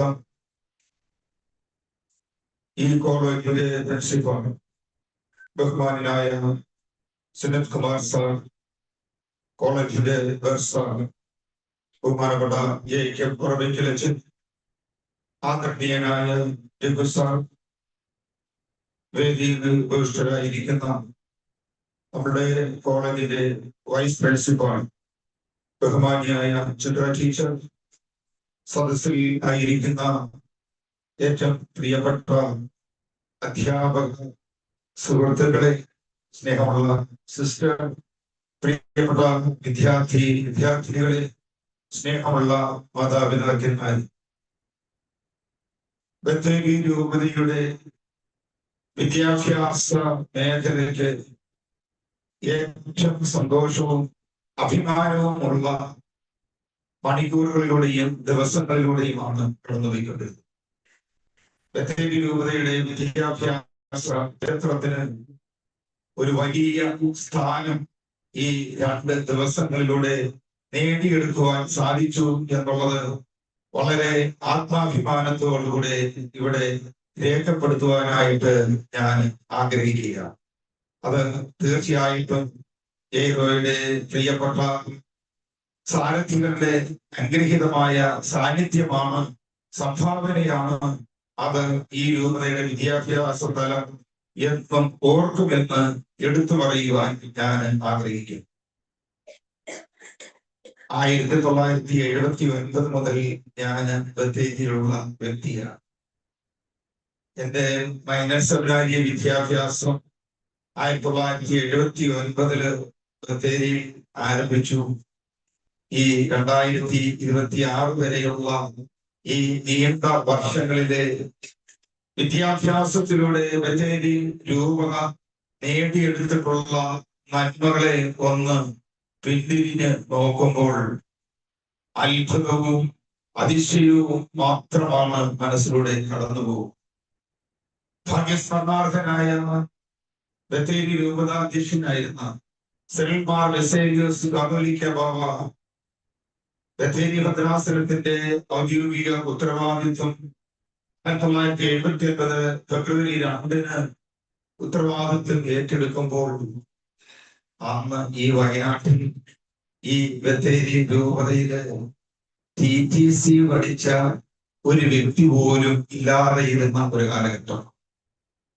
പിന്നെ അതിന് മുകളിലേക്കുള്ള വിദ്യാഭ്യാസത്തെ കുറിച്ച് നമ്മൾക്ക് ഊഹിക്കാമെങ്കിൽ അവിടെ നിന്ന് യാത്ര തിരിച്ച് ഈ വയനാടിന്റെ ചരിത്രത്തെയും ഈ വയനാടിന്റെ മുഖച്ഛായയെയും മാറ്റി മറിച്ചിരിക്കുന്നു എന്നുള്ളത് ഇവിടെ ദൈവം നൽകിയ ഞങ്ങളുടെ പിതാക്കന്മാരുടെ വലിയ കാഴ്ചപ്പാടുകളും വലിയ സംഭാവനകളും അവരുടെ തുറന്ന മനസ്സുമാണ് ബത്തേരി രൂപതയെ എന്ന് മാത്രമല്ല ഈ മലബാറിന്റെ മുഖച്ഛായയെ തന്നെ മാറ്റിമറിച്ചിരിക്കുന്നത് എന്ന് എടുത്തു പറയുവാൻ എനിക്ക് സാധ്യമാകും. ഇന്ന് ഭാഗ്യമോടെ ബത്തേരി രൂപതയുടെ എല്ലാ ഔദ്യോഗിക ശുശ്രൂഷകൾ, വിശിഷ്യ ഇവിടുത്തെ വിദ്യാഭ്യാസ ശുശ്രൂഷകൾക്ക് വലിയ നേതൃത്വം നൽകുന്നത് നിങ്ങൾക്കെല്ലാം ഇന്നലെ പറഞ്ഞു നമ്മളുടെ തിരുമേനി എന്ന് സംബോധന ചെയ്യുവാനായിട്ട് ഞങ്ങൾ ആഗ്രഹിക്കുന്നതെന്ന് അഭിമുഖനായ തോമസ് തിരുമേനിയുടെ സംഭാവനകള് വാക്കുകൾ കൊണ്ട് വിവരിക്കുവാനായിട്ട് സാധിക്കുകയില്ല. അത്രമാത്രം നിസ്തുലമായ സംഭാവനയാണ് വിദ്യാഭ്യാസ തലങ്ങളിലൂടെ ഈ മലബാറിനും വിശിഷ്യ ബത്തേരി ഭദ്രാസനത്തിന് നൽകിക്കൊണ്ടിരിക്കുന്നത്. ഞങ്ങളൊക്കെ എപ്പോഴും അതിശയത്തോടുകൂടെ കാണുന്നു, അതിശയത്തോടുകൂടെ പിതാവിനെ വീക്ഷിക്കുന്നു. പൊതുസമൂഹത്തിൽ മാറി മറിഞ്ഞുകൊണ്ടിരിക്കുന്ന വിദ്യാഭ്യാസത്തിന്റെ തലങ്ങൾ അത് കണിഷ്ഠമായിട്ട് പഠിച്ചുകൊണ്ട് കൃത്യമായി വിലയിരുത്തിക്കൊണ്ട് തന്റെ ശുശ്രൂഷകൾ ആവശ്യമുള്ള തലങ്ങളിൽ നൂതനമായ മാറ്റങ്ങൾ വരുത്തുന്നതിന് അസൂയപ്പെടരുത്. മറ്റാരേക്കാൾ ഉപരിയായിട്ട് ഒരു വഴി മുൻപിൽ നിൽക്കുന്ന ഞങ്ങളുടെ പിതാവ് തീർച്ചയായിട്ടും ബത്തേരി ഭദ്രാസനത്തിന് വേണ്ടി ഇന്ന് ഈ ഒരു ഇന്റർനാഷണൽ സെമിനാർ ഇവിടെ ക്രമീകരിച്ചിരിക്കുമ്പോൾ പിതാവിന്റെ ഒരു വലിയ തീരുമാനത്തിലാണ് ഈ സെമിനാർ ഇവിടെ സംഘടിപ്പിച്ചിരിക്കുന്നത്. ഇത് ഞങ്ങൾക്ക് ഉത്തമമായ ബോധ്യമുണ്ട്. ഇന്ന് ഞങ്ങൾ എവിടെ വിദ്യാഭ്യാസത്തിൽ എവിടെ നിൽക്കുന്നുവോ അവിടെ നിന്ന് പുതിയ ഒരു കുതിച്ചു ചാട്ടത്തിനുള്ള വഴി ഒരുക്കും എന്നുള്ളതിന് യാതൊരു സംശയമില്ല. ഇതിന്റെ എല്ലാം പ്രേരണ ശക്തി, ഇതിന്റെ എല്ലാം നെടുന്തൂണ് തീർച്ചയായിട്ടും ഞങ്ങളുടെ അഭിമന്യ പിതാവാണ് എന്നുള്ളത് ആത്മാഭിമാനത്തോടുകൂടെ ഞങ്ങൾ ഓർക്കുകയും. മൂന്നാമത് എനിക്കുള്ള ഏറ്റവും വലിയ സന്തോഷം ഇതുപോലുള്ള ഡിഗ്നിറ്ററി സ്ത്രീകളെ കാണുവാൻ പറ്റി, പരിചയപ്പെടുവാൻ പറ്റി, നിങ്ങളോടൊപ്പം ഈ 2 ദിവസം ചെലവഴിക്കുവാൻ സാധിച്ചു എന്നുള്ളത് തീർച്ചയായിട്ടും ഒരു നിസ്സാരമായിട്ടുള്ള കാര്യമല്ല. ജീവിതത്തിലെ ഒരു വലിയ മുതൽക്കൂട്ടായിട്ട് ഞങ്ങൾ കാണുകയാണ്. തീർച്ചയായിട്ടും നമ്മുടെ ശുശ്രൂഷ മേഖലകളിൽ മുന്നോട്ടുള്ളതായ ജീവിതയാത്രയിൽ ചെറുതും വലുതുമായിട്ടുള്ള പരസ്പരം കൈകോർക്കലുകൾ നമുക്ക് ആവശ്യം വരും. തീർച്ചയായിട്ടും നിങ്ങളുടെ കൈകോർക്കലുകൾ ഈ ഭദ്രാസനത്തിനും വിദ്യാഭ്യാസ മേഖലയ്ക്കും ആളെയും ഉണ്ടാകുമെന്നുള്ള വലിയ ശുഭാപ്തി വിശ്വാസം ഞങ്ങളെ മുന്നോട്ട് നയിക്കുന്നുണ്ട് എന്ന് ആത്മാഭിമാനത്തോടുകൂടെ ഏറ്റുപറയുവാനായിട്ട് ഞാൻ ആഗ്രഹിക്കുകയാണ്. അവസാനമായി ഇതിന് നേതൃത്വം നൽകിയത് ഈ കുടുംബമാണ്, ബസേലിയസ് കുടുംബമാണ്. ഇവിടുത്തെ പ്രിൻസിപ്പാൾമാർ സാർ 2 പേര്, വൈസ് പ്രിൻസിപ്പാളും അവരോടൊപ്പം ചേർന്ന് നിൽക്കുന്നതായ ടീച്ചേഴ്സ്, അവർക്ക് കൂട്ടായി നിൽക്കുന്ന ഞങ്ങളെ വിദ്യാർത്ഥി സമൂഹം, ഇത് ഞങ്ങളുടെ ഒരു ആവശ്യമാണ്. ഞങ്ങൾ ഏറ്റെടുക്കുന്ന ഈ ഒരു കർമ്മ പരിപാടിക്ക് ഒരു കുറവും ഉണ്ടാകരുത് എന്നുള്ള നിശ്ചയദാർഢ്യത്തോടുകൂടെ ഒരു ടീം വർക്ക് ഇവിടെ കാഴ്ചവെക്കുവാനായിട്ട് സാധ്യമായി. ഏവരുടെയും പേരിൽ ഞാൻ എല്ലാവിധമായ അഭിനന്ദനവും അവർക്ക് അർപ്പിച്ചുകൊണ്ട് എന്റെ വാക്കിനെ അവസാനിപ്പിക്കുന്നു. Thank you, Father. And now we come to the most awaited and prestigious moment of this valedictory ceremony, the valedictory address. We are deeply honored to have with us His Excellency, the Most Reverend Dr. Joseph Mar Thomas, Bishop of Batheri, Diocese of Malangara Catholic Church, and distinguished spiritual leader and missionary educator. As Bishop, His Grace continues to guide the faithful of compassion, promote education, and inspire all through His wisdom and service. We are honored to welcome His Grace, a true shepherd and scholar among us today. With immense respect and joy, I invite His Excellency Most Reverend Dr. Joseph Mar Thomas, Bishop of Batheri and Manager of Mar Basilius College of Education, to deliver the valedictory address.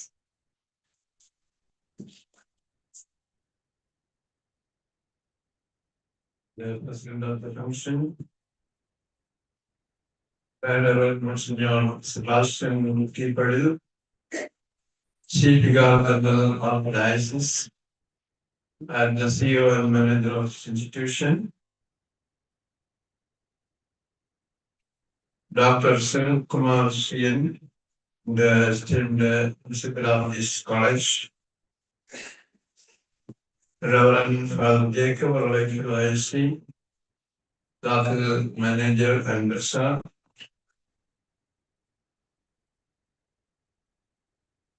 Dr.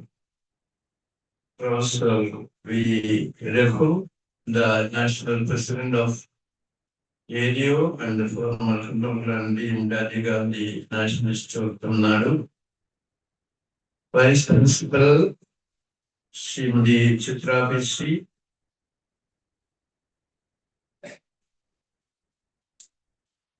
Professor Leah Bedi,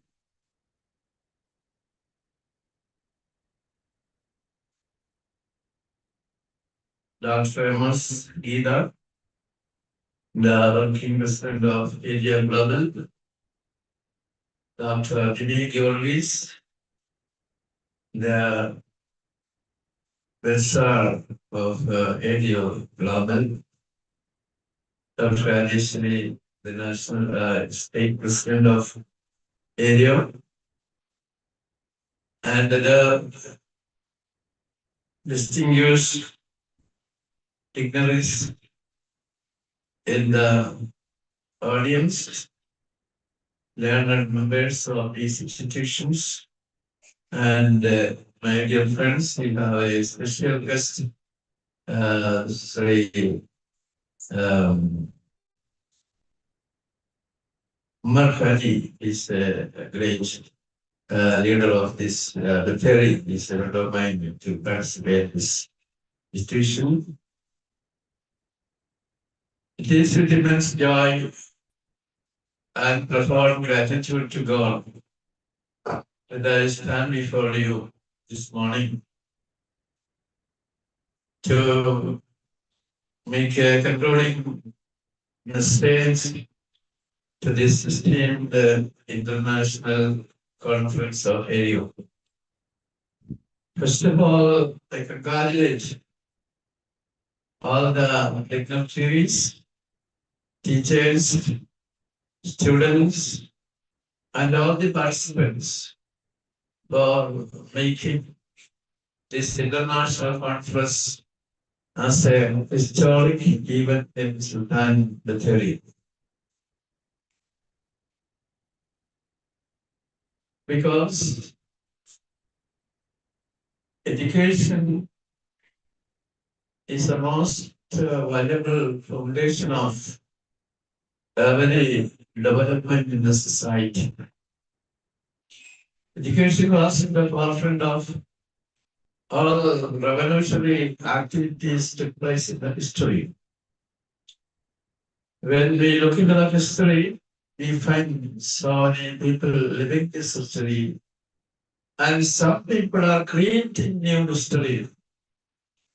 There are about 14, 50 years has created new histories in different areas of education, especially research and related activities. We got a vision to give update knowledge to the young educational research scientists who are doing any investigation to find new knowledge and give new explanation to the existing branches of knowledge. So, area that is started in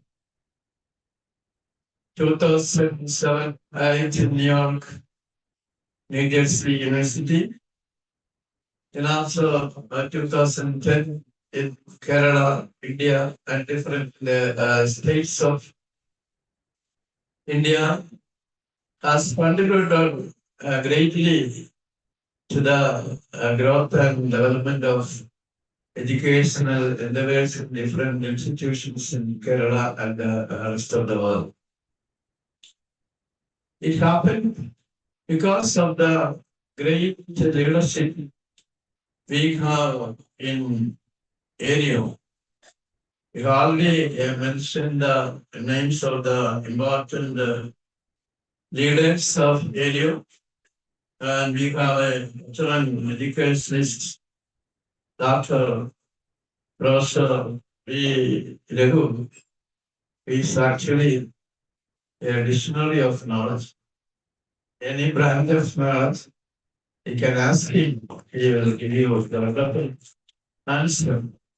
And this leadership in India has given wonderful growth to the area and its activities. And we have another vibrant and dynamic leader of area, former Dean Faculty of Education, University of Kerala, Dr. Amos Gida. She is acting as the global acting president. I am actually president. She is acting as the global president of area. She's also a very great leader in the field of education in the Kerala University. Then I'm so happy that she was studying in Mount Theophilus College, which was my idol towards a former student. So her education, and she's actually heading another important institution, city of Kerala, also again elected. So we are expressing our congratulations and God's blessings for your wonderful service. We have a very vibrant leader of global leadership, that is none other than Professor Dr. D.B. Givergis, former professor of Theophilus Training College and the national leader of women, and at present the president of the KCBC Women's Commission, and an advocate also. And D.B. is doing great service to the development and progress of this program. Another one is Professor Dr. Rajeshwari Ken. She is the state president of area, very dynamic professor, as well as she is a research guide to MBSC College of Education, Autonomous Satur and Tirana. That is one of the best colleges I have seen in the digital education area, and her contribution to the college as well as the area is commendable, and we are expressing our great gratitude and God's blessing. We have different leaders in different state. That is Reverend Dr. Baiju Agni. I think he is not here, but he was a student in St. John's University, New York, while I was working in America. A very dynamic priest and academician, and he is one of the principals of Mysore Karnataka College. And he was doing a wonderful talk yesterday, and we give our gratitude to Father Vaidya also. We have also Dr. Jordan Matthew and his team of students and teachers from Goa. I think Jordan Matthew is here. He's a wonderful person. He has wonderfully arranged area global seminar in Goa, and we had a very happy time when we were in Goa, and he took so much, long journey to his week. But the team of teachers and students, Dr. Jordan Matthew came here, and we are giving a great service to the leadership in Goa area chapter. Thank you for your presence and your team. We have Dr. Teresa Susan. She's actually very serious. She's a wonderful. Her mom was my teacher in the Department of Education. She's a very lead lady, was produced more than 27 PhDs. You see, the students, 27 students took PhD under Teresa Susan, former Department of Education, University of Kerala. So, these people are the wonderful leaders of, area of global, national, state-wise, and so on. I just wanted to mention them, and because they are great leaders in the field of education. Then Maria Martin, former principal, I think she is not here, and she was the principal of Pitt Memorial Training College in America. She got the Justice Award and so on. Dr. Shiva, I think she is here, got the Guru Shrestha Award of this year, and she's from the College. And this session college always collaborate from Theophilus Training College when I was principal there. Having more of the convey my gratitude to the management and all the former principals and students. Then Professor Dr. Jojo John, he is the principal and my student of Theophilus Training College. Dr. Bindu, another Baltic research scholar, my student again as a research scholar. And we have Dr. Sarah Shandy. She is from Bombay and she was the principal of Lord's University College of Education, University of Bombay. She is very young and she used to come to all the seminar with our fair. We congratulate Dr. Sarah Shandy. Another author is Dr. Shalini as principal near College. Is a young principal but a very dynamic principal and her college bagged the best institution award of this year 2026. And it is because of the very fantastic year of Dr. Shalini. I was that college but the court now the face was changed because of the leadership of Shalini. We expect our congratulations and God's grace. Anil Krishna, the principal PTM College of Education, Horticulture, Trivandrum. He is also a very strong leader of area of Thank you for coming and giving leadership. Then we got Dr. Vijuji is present here. No. Then we got Teresa Thomas. Teresa Susan Thomas is actually Tresiama. And her father is my teacher. And she is a novelist and a short story writer. Most of the time, living in America, once she used to come to Kerala and staying in Toronto as a principal one of the schools in the Trivandrum city in Narendra. And we esteem your great presence there. Then we have two great leaders of Kerala. Actually, Dr. Rasukuti Abraham from Idukki and her team, including sister. And she has given great leadership for social service and bagged so many awards. And yesterday we have given Vanida Ratna Award also to Dr. Rasukuti. She is doing wonderful service, giving support to the poorest of the poor in the society, especially the orphans and the marginalized ones and so on. So appreciate your great service to the society. Thank you, God bless you. And we have another one, Jane Ansel Francis. She is actually a great leader and a politician. She may be one of the candidates in the coming election also.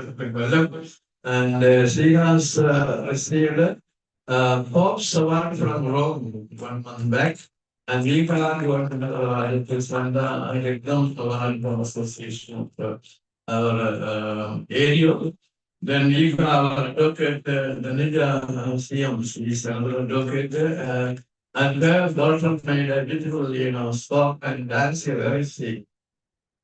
Congratulations. There is another boy, small boy, he's from here, this is my mother. They made a wonderful dance here, so congratulations and may God bless you. We have enough information and preparation during these sections. I think you have produced more than 50 papers here, and all the students from different institutions here, you have presented a very beautiful, papers and made elaborate, researches and meditation. I congratulate all the students who present their papers here online and offline. May God bless you and you may get a good future by participating in this international seminar. Then we are really happy to acknowledge the wonderful leadership given to this institution for making this seminar very happy and fantastic seminar. And the leader of this seminar, actually, I have given information to the CEO, who is the Chief Vicar General of the Cemetery. And in my absence, he is doing everything for the diocese. And I told him that we wanted to conduct a seminar here, and he arranged everything. And on behalf of all who are gathered here, I am happy to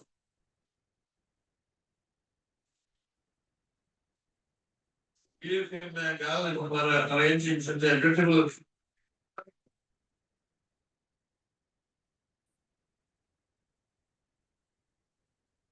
And we have another very strong Barsha, already as well as mentally and very disciplined person, Father Jacob Royal, who is a superior of the Bethany Ashram, and he is the local manager and Barsha of the institution and other institutions, and he is district vicar of Bethany, and he has arranged beautiful seminar in cooperation with the college, teachers, students, and so on.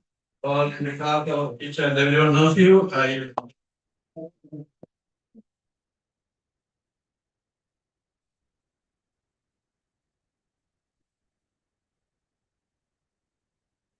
and usually we say that the man of the match, and you know who is the man of the match, that is another than Dr. Sumit Kumar, the principal of these scholars. And he's a great academician and a great leader, and he is doing wonderfully. So many students, not necessarily as another application. And on behalf of each one of you and the management, I congratulate Dr. Smith.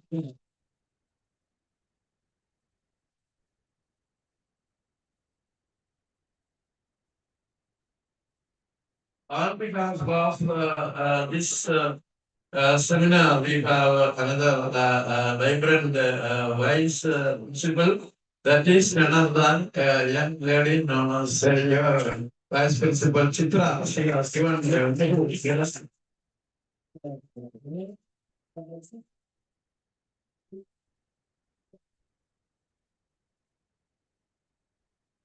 we have another committed person in the office of Basilius College of Teacher Education, Sister Sini. She was enrolled inside the system, and on behalf of the management, we congratulate Sister Sini for arranging all the classes related items.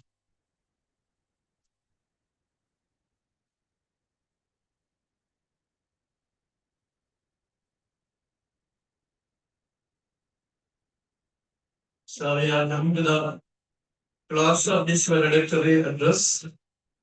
And in Britain, there is a custom when a king dies, the palace will announce the king is dead, but long live the king. We are going to close the international seminar of ADO in collaboration with the Basilius College of Teacher Education. So the seminar is going to be concluded, and long live ADO and its seminar is happening. ഞാൻ ഒരിക്കല് നമ്മുടെ chief secretary Babu Paul ഞാനിവിടെ വിജയ് ഹോളില് പ്രസംഗിക്കാനായിട്ട് പോയി. Programme എല്ലാം ഇംഗ്ലീഷിലാണ് schedule ചെയ്തിരുന്നത്. ഞാനും ഇംഗ്ലീഷില് പ്രസംഗിക്കാനായിട്ട് തീരുമാനിച്ചാണ് പോയത്. ബാബു പോൾ എണീറ്റ് പറഞ്ഞു, നമുക്കും ഉണ്ടായിരുന്ന ഒരാള് നല്ല ഇംഗ്ലീഷിലൊക്കെയാണ് സംസാരിച്ച് പറഞ്ഞു, നിങ്ങൾ ലാംഗ്വേജ് സെലക്ട് ചെയ്യേണ്ടത് ഓഡിയൻസിൽ ഇരിക്കുന്ന ഭൂരിപക്ഷം ആൾക്കാർക്ക് മനസ്സിലാകേണ്ട ഭാഷയിലാണ്. അദ്ദേഹം മലയാളത്തില് സംസാരിക്കാനായിട്ട് തുടങ്ങിയപ്പോൾ ഞാൻ എന്റെ ഇംഗ്ലീഷ് മാറ്റിയിട്ട് മലയാളത്തിൽ സംസാരിക്കാനായിട്ട് തുടങ്ങി. കാരണം നമുക്കറിയാമോ, ഇന്റർനാഷണൽ സെമിനാറുകള് ഓഫ്ലൈൻ പോലെ തന്നെ ഓൺലൈൻ ഒരുപാട് പേര് അറ്റൻഡ് ചെയ്യുന്നുണ്ട്. പിന്നെ ഗോവയിൽ നിന്ന് വന്ന നമ്മുടെ ഫ്രണ്ട്സ് എല്ലാവർക്കും മലയാളം വരും. സാർ മലയാളം അറിയാം, ബാക്കിയുള്ളവർ. ഇതുകൊണ്ടാണ് നമ്മൾ ഈ പ്രോഗ്രാംസ് ലാംഗ്വേജിനൊക്കെ ഇംഗ്ലീഷ് തന്നെ ഷെഡ്യൂൾ ചെയ്തത്. എങ്കിലും നമ്മുടെ മാതൃഭാഷയിൽ പറയുമ്പോൾ കുറച്ചുകൂടെ കൃത്യതയും സന്തോഷവും തോന്നും. നമ്മുടെ ഈ ബസേലിയസ് കോളേജ് കഴിഞ്ഞ അനേക വർഷമായി ഈ പ്രദേശത്ത്, പ്രത്യേകിച്ച് ഇവിടെ മലപ്പുറത്ത് നിന്ന് കുട്ടികളും അവരുടെ പേരൻസും സരികരാണെന്ന് എന്നെ അറിയുള്ളൂ. എന്നോട് പറഞ്ഞു അവിടെയെങ്കിലും കൊള്ളാനില്ല, എന്നിട്ടല്ല ഈ ബസേലിയസ് കോളേജ് വന്നത്. And this is one of the leading college, the light of knowledge, that's what we are doing. And who created that message? ആരാണ് ഇതിനെ ഒരു പ്രകാശ ഗൗരവമായി മാറ്റി എന്ന് ചോദിച്ചാൽ ഈ കോളേജിലെ പൂർവ്വ വിദ്യാർത്ഥികൾ കൂടിയിരിക്കുന്ന നിങ്ങൾ ഓരോരുത്തരുമാണ്.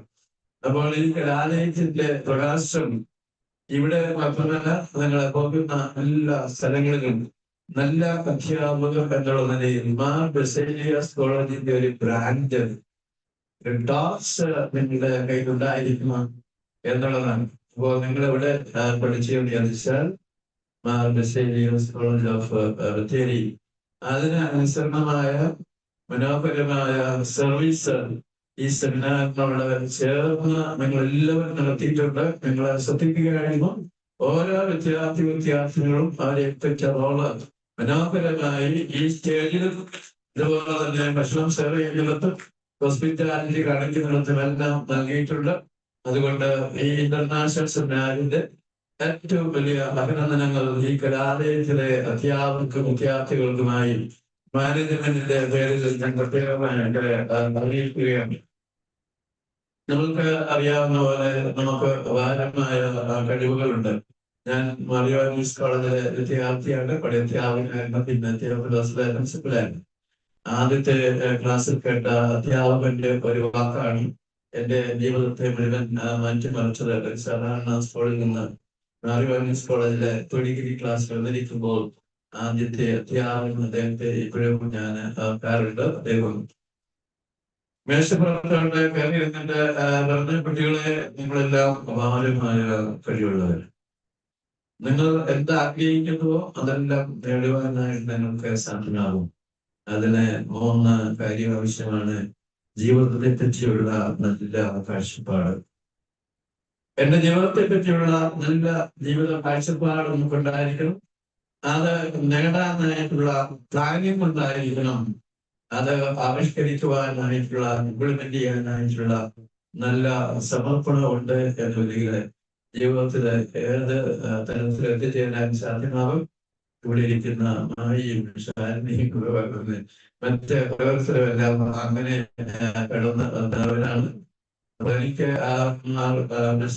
കോളേജിൽ ഇതുപോലെ തന്നെ മറ്റ് നമ്മുടെ കോളേജുകളിലൂടെ സ്നേഹിതരായിരിക്കുന്ന വിദ്യാർത്ഥികളോട് പറയാനായിട്ടുള്ളത്, നിങ്ങളെ പഠിക്കുന്ന കാലത്ത് നല്ല ഒരു ജീവിതത്തിൽ എത്തിച്ചേർന്ന് നല്ല കാഴ്ചപ്പാടോടുകൂടി നല്ല പ്ലാനിങ്ങോടുകൂടി നല്ല കാര്യങ്ങളെ പ്രാവർത്തികമാക്കി മുന്നേറുവാൻ, ജീവിത വിജയം നേടുവാൻ നിങ്ങൾക്ക് എല്ലാവർക്കും ഇടയാകട്ടെ എന്ന് ആശംസിച്ചുകൊണ്ട് ഒരിക്കൽ കൂടി ഈ ഏരിയയിലെ പങ്കെടുത്ത എല്ലാവരെയും, ഈ ഏരിയയുടെ സെമിനാറുകളും പേപ്പർ അവതരിച്ചതിനെയും ക്ലാസ് എടുത്തവരെയും ഇതിന്റെ റിസോഴ്സ് പേഴ്സണായിട്ട് വന്നവരെയും ഈ കലാലയത്തിലെ പ്രഗത്ഭരായ അധ്യാപകരെയും അനധ്യാപകരെയും അതിലെല്ലാം വലിയ സ്നേഹിതരായിരിക്കുന്ന മാതാപിതാക്കളെയും എല്ലാവരെയും ഒരിക്കൽ കൂടി അഭിനന്ദിച്ചുകൊണ്ട് ഈശ്വരൻ നിങ്ങളെ അനുഗ്രഹിക്കട്ടെ എന്ന് പ്രാർത്ഥിച്ചുകൊണ്ട് എല്ലാ വിജയങ്ങളെ കൊണ്ട് എന്റെ വാക്കുകൾ സ്മരിക്കുന്നു. ജയിക്കുന്നു. Thank you, Your Excellency. We now invite our esteemed dignitaries to offer words of appreciation. I invite Reverend Father Jacob Urvakil OIC, local manager and Kozal, to share his reflections.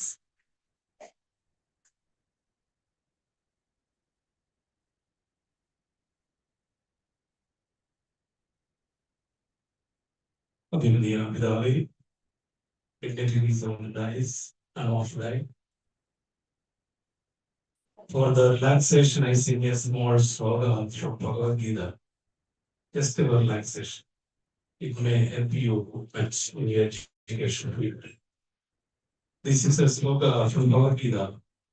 When Arjuna was not ready to fight against his uncle, Arjuna was hesitated to do that. Then the Sri Krishna advised him like this. Karmanivaadhinaraste Mamaleshu kadachana Ma karma bhalage dubho Ma de sangosta karmani Om Shanti Shanti Shanti. Do your duties, don't expect the result. This is a small advice we all keep in our field. According to the study of Harvard University, one of the famous universities in the world, what is the quality of the citizen or what is quality of the country? They find like this. The quality of the country depends on the quality of the citizen. The quality of the citizen depends on the character of the citizen. The character of the citizen depends on the education of the citizen. So education is the most powerful weapon for the growth and development of the country. So I wish the AERO, the group of the dignitaries, experts, excellent, qualified process who are present on this stage and on this moment. Let us work together as the motto of the sports or Olympics. They have three mottos, 1.3 points they say. One is faster, longer, and stronger. Let us move towards AERO for the growth of the education. വിദ്യാഭ്യാസ മേഖലയിൽ പുതിയ നൂതന ആശയങ്ങൾ കർമ്മ മേഖലയിലേക്ക് ആക്കി തീർക്കുവാൻ ഈ AERO ഇന്റർനാഷണൽ കോൺഫറൻസിലൂടെ നടമാറട്ടെ. നിങ്ങളുടെ സാന്നിധ്യം ഈ ബസേലിയോസ് കുടുംബത്തിന് അനുഗ്രഹമാണ്. എല്ലാ ആശംസകളും അങ്ങനെ നേരുന്നു. Thank you very much.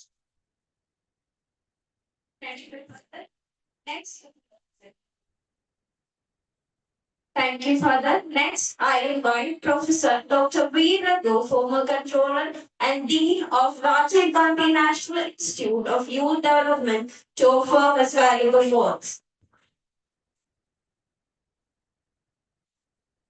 നമ്മുടെ എല്ലാ പരിപാടികളുടെയും പ്രകാശമായ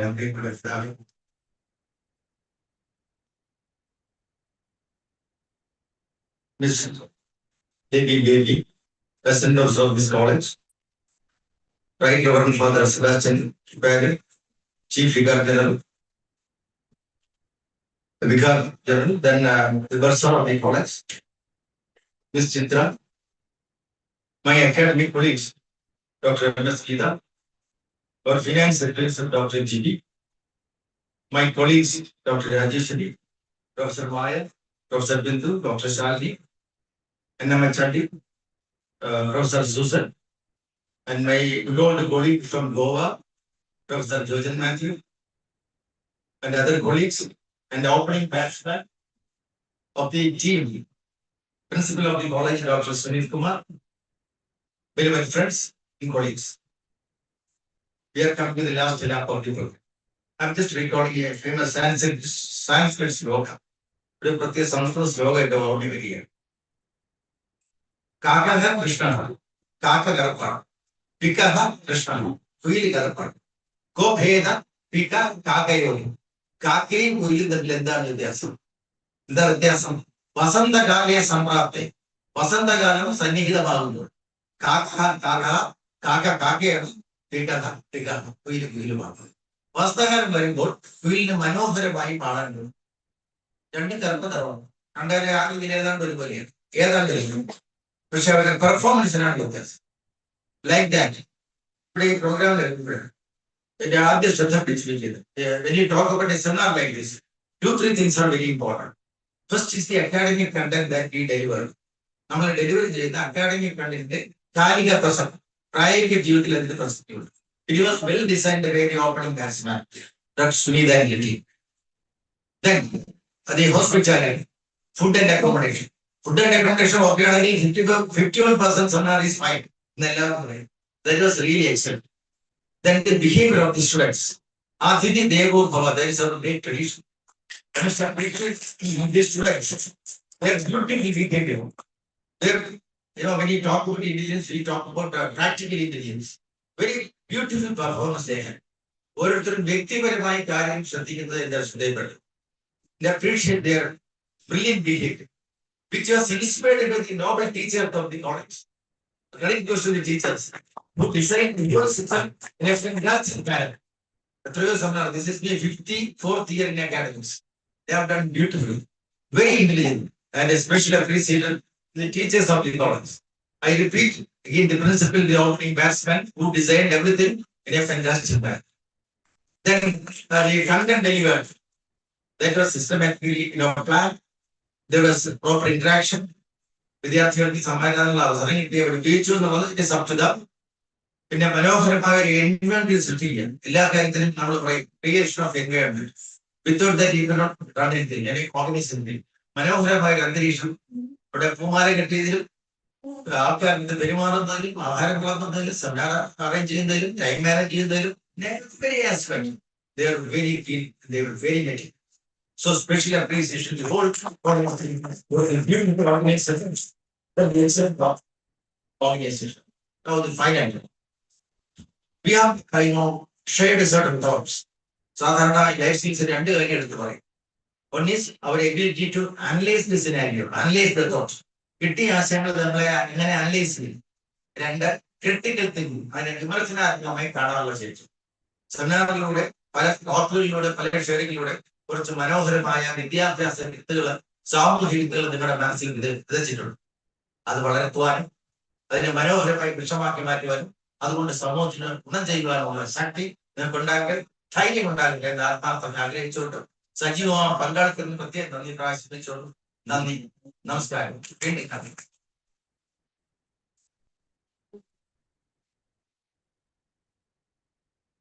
ഒരു അനൗൺസ്മെന്റ് പറയാനായിട്ട് റേഡിയോ റിസർച്ച് അക്കാഡമിക് മെറ്റീരിയൽസ് മാത്രമല്ല എഡ്യൂക്കേഷണൽ ടൂർ കണ്ടക്ട് ചെയ്യാറുണ്ട്. അതുപോലെ തന്നെ കൾച്ചറൽ ആക്ടിവിറ്റീസ് പെർഫോം ചെയ്യാറുണ്ട്. അപ്പോൾ ഏരിയോ അസോസിയേഷനുമായി ബന്ധപ്പെട്ട് എഡ്യൂക്കേഷണൽ ടൂറിന് താല്പര്യമുള്ളവരുണ്ട്. രണ്ട് പേരെയാണ് നമ്മൾ ഏൽപ്പിച്ചിരിക്കുന്നത്. പ്രധാനമായി ഇവിടെ ഒരു വിൻസെന്റ് അച്ഛൻ ഇതുകൊണ്ട് ഇവിടുത്തെ പഴയ സാറാണ്. അദ്ദേഹം ടൂർ കണ്ടക്ട് ചെയ്യുന്ന ആളാണ്. ഏരിയയുടെ ആദ്യത്തെ ടൂറ് നിങ്ങൾക്കറിയാവുന്ന പോലെ സിംഗപ്പൂരിലായിരുന്നു, പിന്നീട് ബാങ്കോക്കില് കൊടുത്തിട്ടുണ്ട്. കഴിഞ്ഞ വർഷം വിയറ്റ്നാമിലായിരുന്നു, അതിന് മുമ്പ് അബുദാബിയിലായിരുന്നു. ഈ വർഷം ഞങ്ങൾ 2-3 സ്ഥലങ്ങൾ ഡിസൈൻ ചെയ്തിട്ടുണ്ട്. അങ്ങനെ ആർക്കെങ്കിലും ആഗ്രഹമുണ്ടെങ്കിൽ വിദ്യാർത്ഥികൾക്കോ പേരൻസിനോ ഉണ്ടെന്നുണ്ടെങ്കിൽ ആകെ 30 പേരെ മാത്രമേ എടുക്കുകയുള്ളൂ. പറഞ്ഞാൽ അത് ഞങ്ങൾ പ്രത്യേകമായിട്ട് കൺസിഡർ ചെയ്യുന്നുണ്ട്. രണ്ടാമത്തെ കാര്യം, ഏരിയോ അടുത്ത വർഷങ്ങൾ എഡ്യൂക്കേഷണൽ അവാർഡ് മാത്രമല്ല സോഷ്യോ കൾച്ചറൽ അവാർഡ് കൂടി ഈ വർഷം 2 അവാർഡ് കൊടുത്ത് നമ്മുടെ ഡോക്ടർ സെക്രട്ടറിക്ക് മനസ്സിൽ അങ്ങനെ അവാർഡ് ചെയ്യപ്പെടേണ്ട നല്ല ആൾക്കാർ നമ്മുടെ പേരൻസോ ടീച്ചേഴ്സോ സ്പെഷ്യൽ വർക്കേഴ്സോ ഉണ്ടെന്ന് കരുതിയത് അതിന്റെ ചെയർപേഴ്സൺ പ്രിയപ്പെട്ട മായയാണ്. മായ ഞങ്ങളുടെ വളരെ പ്രൊഫസറാണ്, ഗൈഡാണ്. അപ്പോൾ മായ അറിയിച്ചാൽ ഞങ്ങൾ പരിശോധിച്ച് നോക്കി അവാർഡ് അടുത്ത വർഷം നൽകുകയാണ്. അടുത്ത വർഷത്തെ ഏരിയ ഗ്ലോബൽ മീറ്റിംഗ് ഇവിടെ അടുത്താണ്, മൈസൂരിൽ വെച്ചാണ് നടത്തുവാനായിട്ട് ഇൻഫർമേഷൻ നൽകുന്നത്.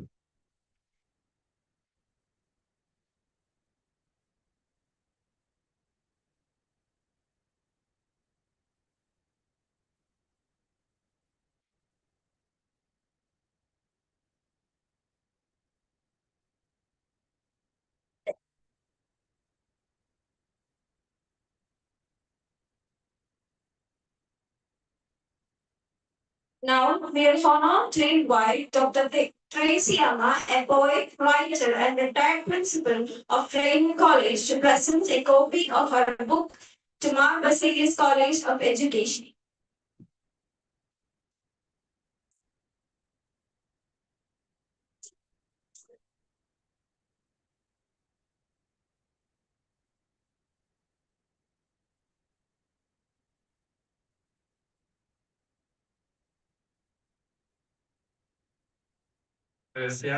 റൈറ്റർ, പോയറ്റ്, നോവലിസ്റ്റ് ഒക്കെയാണ്. 8 പുസ്തകങ്ങൾ എഴുതിയിട്ടുണ്ട്. അമേരിക്കയിലാണ് കൂടുതൽ പ്രവർത്തിക്കുന്നത്, ഇന്ത്യക്കാരിയാണ്. അതുകൊണ്ട് ഇപ്പോൾ നമ്മുടെ ബസേലിയസ് കോളേജ് പ്രിൻസിപ്പലിന് ട്രേസി അമ്മ എഴുതിയ ബുക്കുകൾ സമ്മാനിക്കുന്നതാണ്.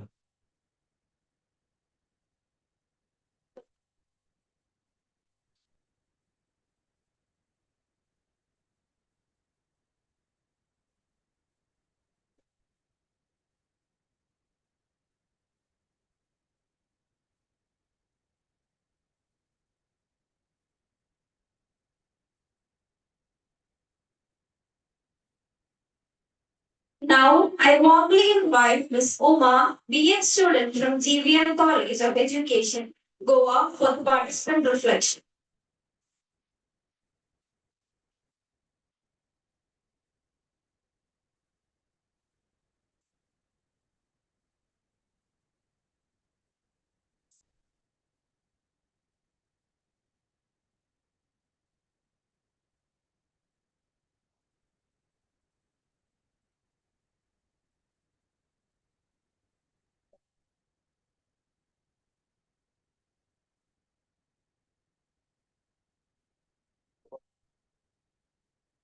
Respected dignitaries on and off the days, esteemed guests, faculty members, and all my fellow participants. Very good afternoon to every one of you. I'm Uma Naik, ML students from GVM's Dr. Dadavati College of Education. It is a truly an honor to stand before you today. First and foremost, I would like to share my sincere gratitude to His Excellency Sir Joseph Mark Thomas for his kind words and all the guiding force that he has been for these past 2 days. Followed by, I would like to extend my heartfelt gratitude to the entire team for this insightful and enriching conference. Your meticulous planning and tireless efforts have made this past 2 days truly memorable. It was truly a wonderful experience for all of us and genuinely helped us to learn both academically and professionally. A special thank you goes to Dr. Sir Sunil Kumar, Principal of Mar Basilius College of Education, and Coordinator Matritra, who was a constant support to all of us throughout this 2 days conference. We really appreciate your dedication. We also want to express our sincere thanks to Ma'am Bini for arranging such a comfortable accommodations. We thank you for seamlessly managing the transport and for our commutes for this effortless work that you have provided to us. Last but not least, I would like to thank Mr. Sari and Ms. Navni for your contributions, which were invaluable for us. Finally, wonderful College of Mark Basilius Education. We are profoundly thankful for the generosity that you have shown to us for this past 2 days, and the entire team, which has made us truly welcome and felt like home. Your support has been fundamental success of this event. Lastly, I would like to share a special thanks to our principal, Dr. Susan Matthew, sir, for providing us the opportunity to be here and attend this wonderful international conference. Thank you once again for everything. You leave with new knowledge, new connections, and cherished memories. Thank you one and all, and Dev Baraguru. If any others who would like to share their reflection is welcome now.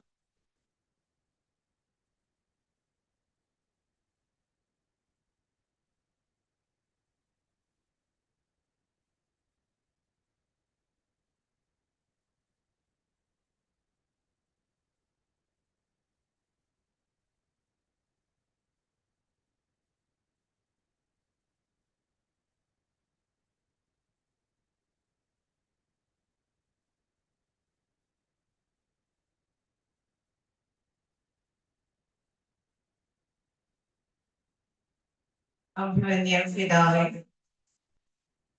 വേദിയിലിരിക്കുന്ന മറ്റ് വിശിഷ്ട വ്യക്തികളെ, എൻ്റെ പ്രിയപ്പെട്ട കൂട്ടുകാരെ, പ്രിയപ്പെട്ട കുഞ്ഞുങ്ങളെ, research സ്കോളേഴ്സും ML സ്റ്റുഡൻസും BA സ്റ്റുഡൻസും എല്ലാം എൻ്റെ കുഞ്ഞുങ്ങളാണ്. എന്തെങ്കിലും ഒരു ഫീഡ്ബാക്ക് പറയണമെന്ന് ഞാൻ ഇന്നലെ തന്നെ വിചാരിച്ചിരുന്നു. കാരണം കഴിഞ്ഞ ഒരു ദിവസം, കഴിഞ്ഞ 2-3 വർഷം മുമ്പ് ഞങ്ങൾ ഈ കോളേജിൽ തന്നെ ഒരു ഇന്റർനാഷണൽ സെമിനാർ നടത്താനായിട്ട് വന്നിരുന്നു. അപ്പോ അതിൽ നിന്നെല്ലാം വളരെ വിഭിന്നമായ, വ്യത്യസ്തമായ ഒരു അന്തരീക്ഷമാണ് ഞങ്ങൾക്ക് എല്ലാവർക്കും തന്നെ ഇവിടെ കിട്ടിയത്. ആദ്യം വന്ന് ഇറങ്ങിയത് മുതൽ അക്കോമഡേഷൻ ശ്രീമതി ബിനിയായിരുന്നു. ബിനിയായിരുന്നു അവിടെ അക്കോമഡേഷൻ എല്ലാ സൗകര്യങ്ങളും ചെയ്തിരുന്നത്. പിന്നെ ഞങ്ങള് ശ്രീ സാനിറ്റൈസറിന്റെ സംരക്ഷണയിലാണ് കോഴിക്കോട് നിന്ന് ഇങ്ങോട്ട് വന്നത്. പിന്നെ സാനിറ്റൈസർ ഞങ്ങളെ 2-3 ദിവസമായിട്ട് ഞങ്ങളെ പല സ്ഥലത്തും കൊണ്ടുപോകുന്നു. പിന്നെ ഇവിടെ വന്നപ്പോൾ ഹോസ്പിറ്റാലിറ്റി ശരിക്കും പറഞ്ഞാല് വളരെ വ്യത്യസ്തമായ ഒരു അന്തരീക്ഷം ഞാൻ ഉദ്ദേശിച്ചത്. കുട്ടികളും ടീച്ചേഴ്സും വളരെ പൊളൈറ്റായിട്ട് അവര് ഏത് രീതിയിൽ നിങ്ങളത് ട്രെയിൻ ചെയ്തെടുത്തു എന്നുള്ളതാണ്. പുറകെ നിങ്ങള് ടീച്ചർ എഡ്യൂക്കേറ്റേഴ്സിനെയാണ് ഞാൻ പറയുന്നത്. തീർച്ചയായിട്ടും ടീച്ചർമാര് പറയുന്നത് പോലെയാണ് നമ്മുടെ കുട്ടികള് കൂടുതലും ഇവിടെ കേൾക്കുന്നത്. ഉണർന്നിരിക്കുമ്പോൾ ഏറ്റവും കൂടുതൽ കുട്ടികൾ കാണുന്നത് അവരുടെ അധ്യാപകരെയാണ്. അച്ഛനെയും അമ്മയും ഒക്കെ രാത്രികാലങ്ങളിലോ രാവിലെ കാപ്പി കുടിക്കുന്നത് വരെയോ ബ്രേക്ക്ഫാസ്റ്റ് കഴിക്കുന്നത് വരെയോ ബസ്സിൽ കയറ്റുന്നത് വരെയോ കാണുകയുള്ളൂ. ഏറ്റവും കൂടുതൽ നല്ല കാര്യങ്ങൾ ചിന്തിക്കാൻ പഠിപ്പിക്കുന്നത് അധ്യാപകരാണ്. ആ അധ്യാപകർ ശരിക്കും ഇവിടെ നന്നായിട്ട് ചെയ്തിട്ടുണ്ടെന്ന് ഞങ്ങൾക്ക് മനസ്സിലാക്കാൻ കഴിയുമെന്നുള്ളതാണ്. ഓരോന്നും എടുത്തു തരുമ്പോഴും ബ്രേക്ക്ഫാസ്റ്റിനുള്ള കാര്യങ്ങളൊക്കെ തന്നെ എടുത്തു തരുമ്പോൾ കുട്ടികളുടെ ആ ഒരു ഒബീഡിയൻസ്, പൊളൈറ്റ്നസ്, ഒരു ഹോസ്പിറ്റാലിറ്റി, ആ മാനർ ശരിക്കും പറഞ്ഞാല് ഞങ്ങൾക്ക് വളരെ അത്ഭുതമായി തോന്നി എന്നുള്ളതാണ്. അത് നിങ്ങൾക്ക് എല്ലാവർക്കും ഫീൽ ചെയ്തിരിക്കുമെന്ന് ഞാൻ കരുതുന്നു. നിങ്ങളുടെ ഈ കൈയടിയിൽ നിന്ന് എനിക്കത് മനസ്സിലാകുന്നു എന്നുള്ളതാണ്. പിന്നെ സുനിൽ കുമാർ, ഞാൻ ഓരോരുത്തരെയായിട്ട് വരാം. ആദ്യം തന്നെ പറയേണ്ടത് നമ്മുടെ അഭിമന്യ പിതാവിനാണ് ഒരു സ്പെഷ്യൽ ബിഗ് താങ്ക്സ്. പിതാവിനെ എനിക്ക് പണ്ട് മുതലേ അറിയാവുന്നതാണ്. ഏരിയയുടെ മെമ്പറായി വന്നു, അത് കഴിഞ്ഞിട്ട് എക്സിക്യൂട്ടീവ് മെമ്പറായി. അതുപോലെ പിതാവ് ഓരോ പ്രാവശ്യം എന്നെ ഓരോരോ സ്ഥാനങ്ങൾ ഏൽപ്പിക്കും. കേരള പ്രസിഡന്റ് ആയിരുന്നു. ഇനി കുറച്ചു നാൾ കഴിയുമ്പോ ഗ്ലോബൽ വർക്കിംഗ് പ്രസിഡന്റ് ആയിരിക്കും എന്ന് പറഞ്ഞിട്ട് ഓരോ സ്ഥാനങ്ങൾ എന്നെ ഇങ്ങനെ പൊക്കിക്കൊണ്ട് വരികയായിരുന്നു എന്നുള്ളതാണ്. ശരിക്കും പറഞ്ഞാൽ ആ ഒരു കാര്യം നമ്മളിൽ ഉണർത്തുന്ന ഒരു വൈകാരികത, അല്ലെങ്കിൽ നമ്മൾ ഉണർത്തുന്ന ഒരു ധൈര്യം എന്ന് പറയുന്നത് ശരിക്കും പറഞ്ഞാല് വളരെ വലുതാണെന്നുള്ളതാണ്. നിങ്ങൾക്കത് ചെയ്യാൻ കഴിയും എന്ന് പറയുന്നതിന് തുല്യമാണത്. ഗീതയ്ക്കത് ചെയ്യാൻ പറ്റും എന്നാണ്. ടീച്ചറിന് അത് ചെയ്യാൻ പറ്റും. ഗീത തന്നെ വിളിക്കാറില്ല, ടീച്ചർ തന്നെ വിളിക്കാറുള്ളത്. ഞാൻ പലപ്പോഴും വിചാരിച്ചിട്ടുണ്ട് ഗീത ഫാദർ വിളിക്കുന്നത് കേൾക്കാനൊക്കെ. അതൊന്നും ഇല്ല, ഫാദറിന്റെ ഒരു ഔചിത്യ മര്യാദയായിരിക്കാം. എനിക്ക് വളരെ ഒരു സാഡ് എക്സ്പീരിയൻസ് ഉള്ള ഒരു കാര്യം എനിക്ക് എന്റെ 20s ഉണ്ടായിട്ടുണ്ട്. അതായത് എന്നെ ആദ്യമായിട്ട് എനിക്കൊരു പ്രപ്പോസൽ വന്ന ദിവസമാണ്. ഞാൻ കുറച്ച് പാട്ട് പഠിക്കുന്നുണ്ടായിരുന്നു. കിളിമാനൂർ കൊട്ടാരത്തിലെ ഒരു തമ്പുരാട്ടിയാണ് എന്നെ പാട്ടൊക്കെ പഠിപ്പിച്ചത്. ഞാനൊരു 4-5 വർഷം പഠിച്ചിട്ട് അരങ്ങേറ്റമൊക്കെ കഴിഞ്ഞു. 10 വർഷം കഴിഞ്ഞപ്പോഴത്തേക്ക് ഞാൻ കോളേജിൽ പോകുമ്പോൾ വിമൻസ് കോളേജിലാണ് പഠിച്ചത്. അപ്പോഴൊക്കെ ഞാൻ ശനി ഞായറും പോയി പാട്ട് പഠിക്കുമായിരുന്നു. അപ്പൊ തമ്പുരാട്ടി എപ്പോഴും എന്നോട് പറയുമായിരുന്നു, മ്യൂസിക് എടുക്കണം +1+2 അന്ന് പ്രീ-ഡിഗ്രിയാണ് എടുക്കണമെന്ന് പറയുന്നത്. പക്ഷെ അന്ന് എന്റെ അമ്മയ്ക്കും അച്ഛനും ഒക്കെ മെഡിസിൻ ആയിരുന്നു താല്പര്യം. അങ്ങനെ വിട്ടു. അത് കിട്ടിയില്ല. പിന്നെ ഞാൻ ഇംഗ്ലീഷ് ഗ്രാജുവേറ്റ് ആയിട്ട് പോസ്റ്റ് ഗ്രാജുവേറ്റ് ആയിട്ട് പിന്നെ അതൊക്കെ പോവുകയാണ് ചെയ്തത്.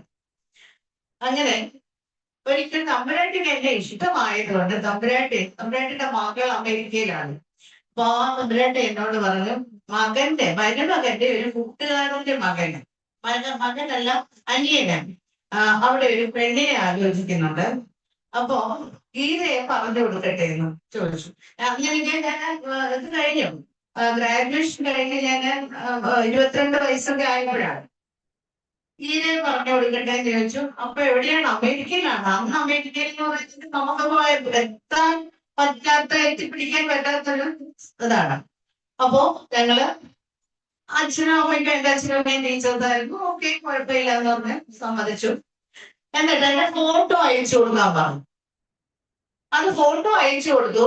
അത് കഴിഞ്ഞപ്പോ ഒരു 2 ആഴ്ച 3 ആഴ്ചയൊക്കെ കഴിഞ്ഞപ്പോഴാണ് അതിന്റെ അന്ന് ഈ ഫോണിൽ കൂടെ ഇതൊന്നും ഇല്ലല്ലോ. ഫോട്ടോ കത്തിലൂടെ തന്നെ അയച്ചു കൊടുത്തു, തമ്പുരാട്ടി തന്നെ അയച്ചു കൊടുത്തു. അത് കഴിഞ്ഞിട്ട് ഒരു 3-4 മാസമൊക്കെ അല്ല 1 മാസം കഴിഞ്ഞു തോന്നുന്നു. അപ്പോ എന്റെ അച്ഛനും അമ്മയും ചോദിക്കുന്നുണ്ട് പ്രപ്പോസൽ എന്തായി. അപ്പൊ തമ്പുരാട്ടിക്ക് വിഷമം എന്നോട് പറയാനായി. അപ്പം തമ്പുരാട്ടി പിന്നെ എന്നോട് പറഞ്ഞു, പിന്നെ അവർക്ക് ഇഷ്ടമല്ല, അവർക്ക് താല്പര്യമില്ല, ബിക്കോസ് യു ആർ ഡാർക്ക് എന്ന്. അതുപോലെ ഞാൻ കറുത്തതല്ലേ, ഇപ്പൊ കറുത്ത ഒരു കുട്ടി ആയതുകൊണ്ട് അവർക്ക് നല്ല വെളുത്ത ഒരു കുട്ടിയാണ് വേണ്ടിയെന്ന് അവർക്ക് തീരുമാനിക്കുകയും അത് വേണ്ടെന്ന് തീരുമാനിക്കുകയും ചെയ്തു. അന്ന് എനിക്ക് പക്ഷേ ഈ ബോഡി ഷേമിങ്ങിനെ പറ്റിയൊന്നും കൂടുതൽ അറിഞ്ഞൂടാ. അതുകൊണ്ട് ഞാൻ ഓക്കെ അക്സെപ്റ്റ് ചെയ്തു എന്നുള്ളതാണ്. അക്സെപ്റ്റ് ചെയ്തു, അങ്ങനെ നടന്നു. അത് കഴിഞ്ഞ് പിന്നീട് ഞാൻ വിചാരിച്ചു, ശരിക്കും പറഞ്ഞാല് അവര് പറഞ്ഞത് എനിക്ക് വലിയൊരു ഉപകാരമായി എന്നുള്ളത്. ഞാൻ ഡാർക്ക് എന്നുള്ളത് പറഞ്ഞു കഴിഞ്ഞപ്പോ എനിക്കത് ഭയങ്കരമായിട്ട് എന്നെ എപ്പോഴും ഇങ്ങനെ അലട്ടുന്നുണ്ടായിരുന്നു. ഞാൻ കറുത്ത കുട്ടിയാണ്, ഇനി എനിക്ക് വരുന്നവരെ ആർക്കും ഒരു ശബ്ദമാർക്കും പിടിക്കില്ല. അപ്പൊ ഞാൻ എന്ത് ചെയ്തു എന്ന് പറഞ്ഞാൽ, അപ്പൊ എന്റെ അമ്മ വളരെ ഇതായിട്ടാണ് അമ്മ പറഞ്ഞ സാരമില്ല മോളെ, അതൊന്നും പ്രശ്നമല്ല, നീ നന്നായിട്ട് പഠിച്ചിട്ട് കൂടുതൽ കാര്യങ്ങള് പിന്നെ നേടി പിടിക്കാൻ നോക്കണം. അങ്ങനെ ഞാൻ എംഎഡിന് പോയി, എംഫിലിന് പോയി, PhD എടുത്തു. യൂണിവേഴ്സിറ്റിയിൽ കേരള ഗവൺമെന്റിന്റെ ജോലി തന്നെ PSCക്ക് കിട്ടി, ട്രെയിനിങ് കോളേജിൽ തന്നെ കിട്ടി. പിന്നെ അവിടെ തന്നെ ഓരോരോ step, principal, associate professor, principal, പിന്നെ ഫോമർ ഡീൻ ആവാൻ പറ്റി. സത്യം പറഞ്ഞാല് എനിക്ക് ആ ഒരു മനുഷ്യനെ എന്നെ അവിടെ കെട്ടിക്കൊണ്ട് പോയിരുന്നെങ്കിൽ തീർച്ചയായിട്ടും എനിക്കത് എത്തില്ലായിരുന്നു എന്നുള്ളതാണ്. അപ്പൊ ഞാൻ ഇത് പറയുന്നതിന്റെ കാര്യം, നമ്മളുടെ വേ ഓഫ് ഡ്രസ്സിംഗ് അപ്പ് കുറച്ച് കാര്യങ്ങൾ നമ്മളെ ആഴെണ്ണം പ്രതിഫലിപ്പിക്കും എന്നുള്ളതാണ്. അതൊക്കെ ഞാൻ വളരെ ഹാഫ് സാരിയാണ് നമ്മൾ കൊടുക്കുന്നത്. ഹാഫ് സാരി കൊടുത്തു കഴിഞ്ഞാൽ സാധാരണ ഒരു ഗ്രാമപ്രദേശത്ത് നിന്ന് വരുന്ന കുട്ടി ഹാഫ് സാരി കൊടുത്തു കഴിഞ്ഞാൽ അറിയാലോ, വല്ലാത്തൊരു കുട്ടിയെന്നെ തോന്നുള്ളൂ. അപ്പൊ അങ്ങനെ ഞാൻ ഡ്രസ്സിങ് എങ്ങനെയാണ് ഇപ്പൊ വലിയ ഡ്രസ്സിംഗ് ഒന്നും അല്ല ഞാൻ പറയുന്നത്. എന്നാലും ഞാൻ പറയുകയാണ്, കുറച്ചുകൂടെ ഒന്ന് നന്നായിട്ട് നടക്കാൻ ഞാൻ പഠിച്ചത് ഈ പയ്യൻ എന്നെ വേണ്ടെന്ന് പറഞ്ഞതുകൊണ്ടാണ് ശരിക്കും കാര്യം. അപ്പൊ അത് നിങ്ങൾക്ക് ഒരു നല്ലൊരു കാര്യം ഞാൻ പറഞ്ഞതിനാണ്. ഒരു ചെറിയ എലിമെന്റ് ആണെങ്കിലും വളരെ നന്നായിട്ട് ഡ്രസ്സപ്പ് ചെയ്ത് നിങ്ങളുടെ ഉള്ളിലുള്ള you have your own calibre, your own power within you, and try to draw out that talents and that caliber. എപ്പോഴും അതിനുള്ള ശ്രമം എല്ലാ കുട്ടികളിൽ നിന്നും ഉണ്ടാവണം. ആ ഒരു എലിമെന്റ് നിങ്ങളുടെ ഉള്ളിൽ ഉണ്ടായാല് നന്നായിട്ട് നിങ്ങൾക്ക് ഗ്രോ ചെയ്യാനായിട്ട് പറ്റും. നിങ്ങളെ 4 ആൾ അറിയുന്ന രീതിയിൽ നിങ്ങൾക്ക് പോകാൻ പറ്റും എന്നുള്ളതാണ്. അത് എന്റെ ഒരു എക്സ്പീരിയൻസ്, എന്റെ പ്രാക്ടിക്കൽ എക്സ്പീരിയൻസ് ആണ്. അതാണ്. പിന്നെ ഞാൻ ഇവിടെ ഇങ്ങനെ പറഞ്ഞുകൊണ്ട് പോകുന്നത്, എല്ലാ കുട്ടികളും നന്നായിട്ട് ഡ്രസ്സപ്പ് ചെയ്ത് വന്നിരുന്നു എന്നുള്ളതാണ്. ഇന്നലെ എല്ലാവരും യൂണിഫോമിൽ വന്നിരുന്നു. നല്ല യൂണിഫോം, ടീച്ചേഴ്സും യൂണിഫോം ആയിരുന്നു. എല്ലാവരെയും നന്നായിട്ട് ഞങ്ങൾ കണ്ണുകളൊക്കെ കൊതി തീരെ കണ്ട് ഇന്നും അതുപോലെ തന്നെ വളരെ നന്നായിട്ട് ഡ്രസ്സപ്പ് ചെയ്ത് നിങ്ങൾ വന്നിരിക്കുന്നു. നിങ്ങളുടെ ഉള്ളിലുള്ള കഴിവും കൂടി നിങ്ങൾ പുറത്തേക്ക് എടുത്ത് നന്നായിട്ട് വളർന്ന ഈ കുട്ടികളെല്ലാം തന്നെ കുറച്ച് നാൾ കഴിയുമ്പോൾ, ഒരു 10 വർഷം കഴിയുമ്പോൾ ഏതെങ്കിലും നിലകളിൽ ടീച്ചറിനെ അറിയാമെങ്കിൽ, ടീച്ചർ ടീച്ചർ ഞാൻ ഇന്ന സ്ഥലത്തേക്ക് കുട്ടിയാണ്, ഞങ്ങൾക്ക് ചിലപ്പോൾ അറിയാൻ പറ്റില്ലായിരിക്കും. ഞാൻ ജീവിച്ചിരിക്കുന്നുണ്ടെങ്കിൽ എപ്പോഴെങ്കിലും വന്ന് പറയുക ഞാൻ ഇന്ന ആളായി എന്ന്. ഞാൻ ഇപ്പൊ എനിക്കൊരു സ്ഥാനം സമൂഹത്തിലുണ്ട്, അല്ലെങ്കിൽ ഞാൻ ഇന്നടുത്ത ടീച്ചറാണ്, ഇന്നടുത്ത് കോളേജ് ടീച്ചറാണ്, സ്കൂൾ ടീച്ചറാണ്, അല്ലെങ്കിൽ വേറെ എവിടെയെങ്കിലും ബിസിനസ് മേഖലയോ ഓണ്ടർപ്രീനർഷിപ്പോ എന്തോ എടുത്തോളൂ, എന്ത് മേഖലയോ എടുത്തോളൂ. അങ്ങനെ ഒരു കഴിവ് നിങ്ങൾക്ക് ഉണ്ടാകാൻ ജഗദീശ്വരൻ സഹായിക്കട്ടെ എന്ന് ഞാൻ ആഗ്രഹിക്കുകയാണ്. അതുപോലെ ഇന്ന് നമ്മളെ വികസിത് ഭാരത് 2047 ആണ് നമ്മളിപ്പോ നമ്മുടെ പിന്നെ തീമായിട്ട് എടുത്തിരുന്നത്. അതായത് വിഷൻ 2047 ആണ് ഉണ്ടായിരുന്നത്. ബ്രോഷറൊക്കെ തന്നെ ആദ്യമേ തന്നെ വളരെ പ്രീ പ്ലാനിങ് ആയിട്ട് സുനിൽ കുമാർ ചെയ്തു എന്നുള്ളതാണ്. ഒരു യഥാരാജ തഥാ പ്രജ എന്ന് പറയുന്നത് പോലെ ഏറ്റവും നന്നായിട്ട് ഒരു ഇൻസ്റ്റിറ്റ്യൂഷൻ മുമ്പോട്ട് കൊണ്ടുപോകണമെങ്കിൽ അവിടുത്തെ തലവൻ നല്ലതായിരിക്കണം. തീർച്ചയായിട്ടും നല്ലൊരു ലീഡ് ഉണ്ടായാലേ ബാക്കിയുള്ളവരെല്ലാം തന്നെ പോവുകയുള്ളൂ, നന്നായിട്ട് നടന്നു പോവുകയുള്ളൂ. അങ്ങനെ ഒരു ലീഡറിനെയാണ് നിങ്ങൾക്ക് കിട്ടിയിരിക്കുന്നത്. അതിലും മുകളിലുള്ള ലീഡർ എന്ന് പറയുന്നത് അതിലും വലിയ തിരുമേനി, അതിലും വലിയ ആണ്. അപ്പൊ എല്ലാം നന്നായി നടക്കണമെന്ന് കാക്ഷിക്കുന്ന ആഗ്രഹിക്കുന്ന ഒരു രണ്ട് ആളുകളെയാണ് നിങ്ങൾക്ക് കിട്ടിയിരിക്കുന്നത്. അത് വെച്ച് നിങ്ങൾ ഈ നാക്ടിന്റെ അക്രഡിറ്റേഷനൊക്കെ ഒന്നുകൂടെ ഉയർത്താനായിട്ട് ശ്രമിക്കുക. ഓരോ കുട്ടിയും നമ്മൾ ഒരുപാട് കമ്പോണൻസ് പറയും. നമ്മൾ ഒരുപാട് കമ്പോണൻസ് പറഞ്ഞു. ആ കമ്പോണൻസ് എല്ലാം തന്നെ ഓരോ കുട്ടിയും കോൺട്രിബ്യൂട്ട് ചെയ്ത് ചെയ്യാനായിട്ട് ശ്രമിക്കുക. Each one of you can contribute, innovate, and build India in order to lead a vision 2047. Cultural? ഇന്നത്തെ കൾച്ചറൽ പ്രോഗ്രാം ഞാൻ വിട്ടുപോയതാണ് കേട്ടോ. ഇന്നത്തെ കൾച്ചറൽ പ്രോഗ്രാം എന്താ നമുക്ക് പറയേണ്ടതാണ്? കുട്ടികളെല്ലാം തന്നെ ഓരോ ഐറ്റവും വളരെ നല്ല രീതിയിൽ തന്നെ ആയിരിക്കും. വളരെ നല്ല രീതിയിൽ എല്ലാവരും ചെയ്തു എന്നുള്ളതാണ്. ഒന്നിനൊന്ന് മെച്ചമായിട്ട് എല്ലാവർക്കും ചെയ്യാൻ പറ്റി. അതിനകത്ത് കോർഡിനേറ്റർ, ടീച്ചർ കോർഡിനേറ്റർ ഉണ്ട്. അതായിരുന്നു ടീച്ചർ കോർഡിനേറ്റർ പ്രീമിയസ് ആയിരുന്നു. പിന്നെ ഒരു എല്ലാ കോർഡിനേറ്റേഴ്സും, ഇതിന്റെ എല്ലാ കോർഡിനേറ്റേഴ്സും നമുക്ക് എനിക്ക് എല്ലാവരുടെയും പേര് അറിഞ്ഞൂടാ. വിനിയുടെ പേര് അറിയാം, പിന്നെ ജയയുടെ പേര് അറിയാം, ചിത്രയുടെ പേരറിയാം, ശ്രീകലയുടെ പേരറിയാം, പിന്നെ സാനിമിന്റെ പേരറിയാം, രതീഷിന്റെ പേരറിയാം. അങ്ങനെയൊക്കെ കുറച്ച് പേരാണ് നമുക്ക് കൂടുതൽ അറിയാവുന്നത്. എല്ലാവരെയും ടീച്ചർ കോർഡിനേറ്റർ എന്നുള്ള നിലയിൽ എല്ലാവരും നിങ്ങൾ എല്ലാവരും ഒന്നിച്ച് പ്രയത്നിച്ചത് കൊണ്ടാണ് തീർച്ചയായിട്ടും ഒരു വളരെ very successful seminar you have conducted in your college എന്ന് പറയാൻ ഞങ്ങൾക്ക് കഴിയുന്നത്. എല്ലാവർക്കും നന്ദി. എല്ലാവർക്കും ഇനിയുള്ള ഭാവി ശോഭനമായിരിക്കട്ടെ എന്ന് ഞാൻ ആഗ്രഹിക്കുന്നു. ഞങ്ങൾ എല്ലാവരെയും കൂടി ഏരിയ മെമ്പേഴ്സ് എല്ലാവരും ഉണ്ട് ഇവിടെ. എല്ലാവരും on behalf of all the area members I wish all success for all future programs. Thank you. Thank you very much. Thank you, ma'am. We now move to the distribution of certificates. With great respect, I invite His Excellency, Most Reverend Dr. Joseph R. Thomas, to distribute the certificates. Participants of the paper presentation are requested to kindly come forward to receive your certificates.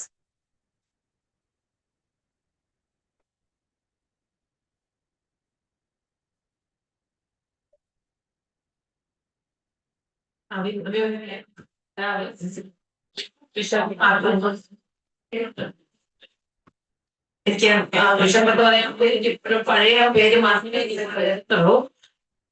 മറ്റ് വ്യക്തിഗത സർവീസിലുമുള്ള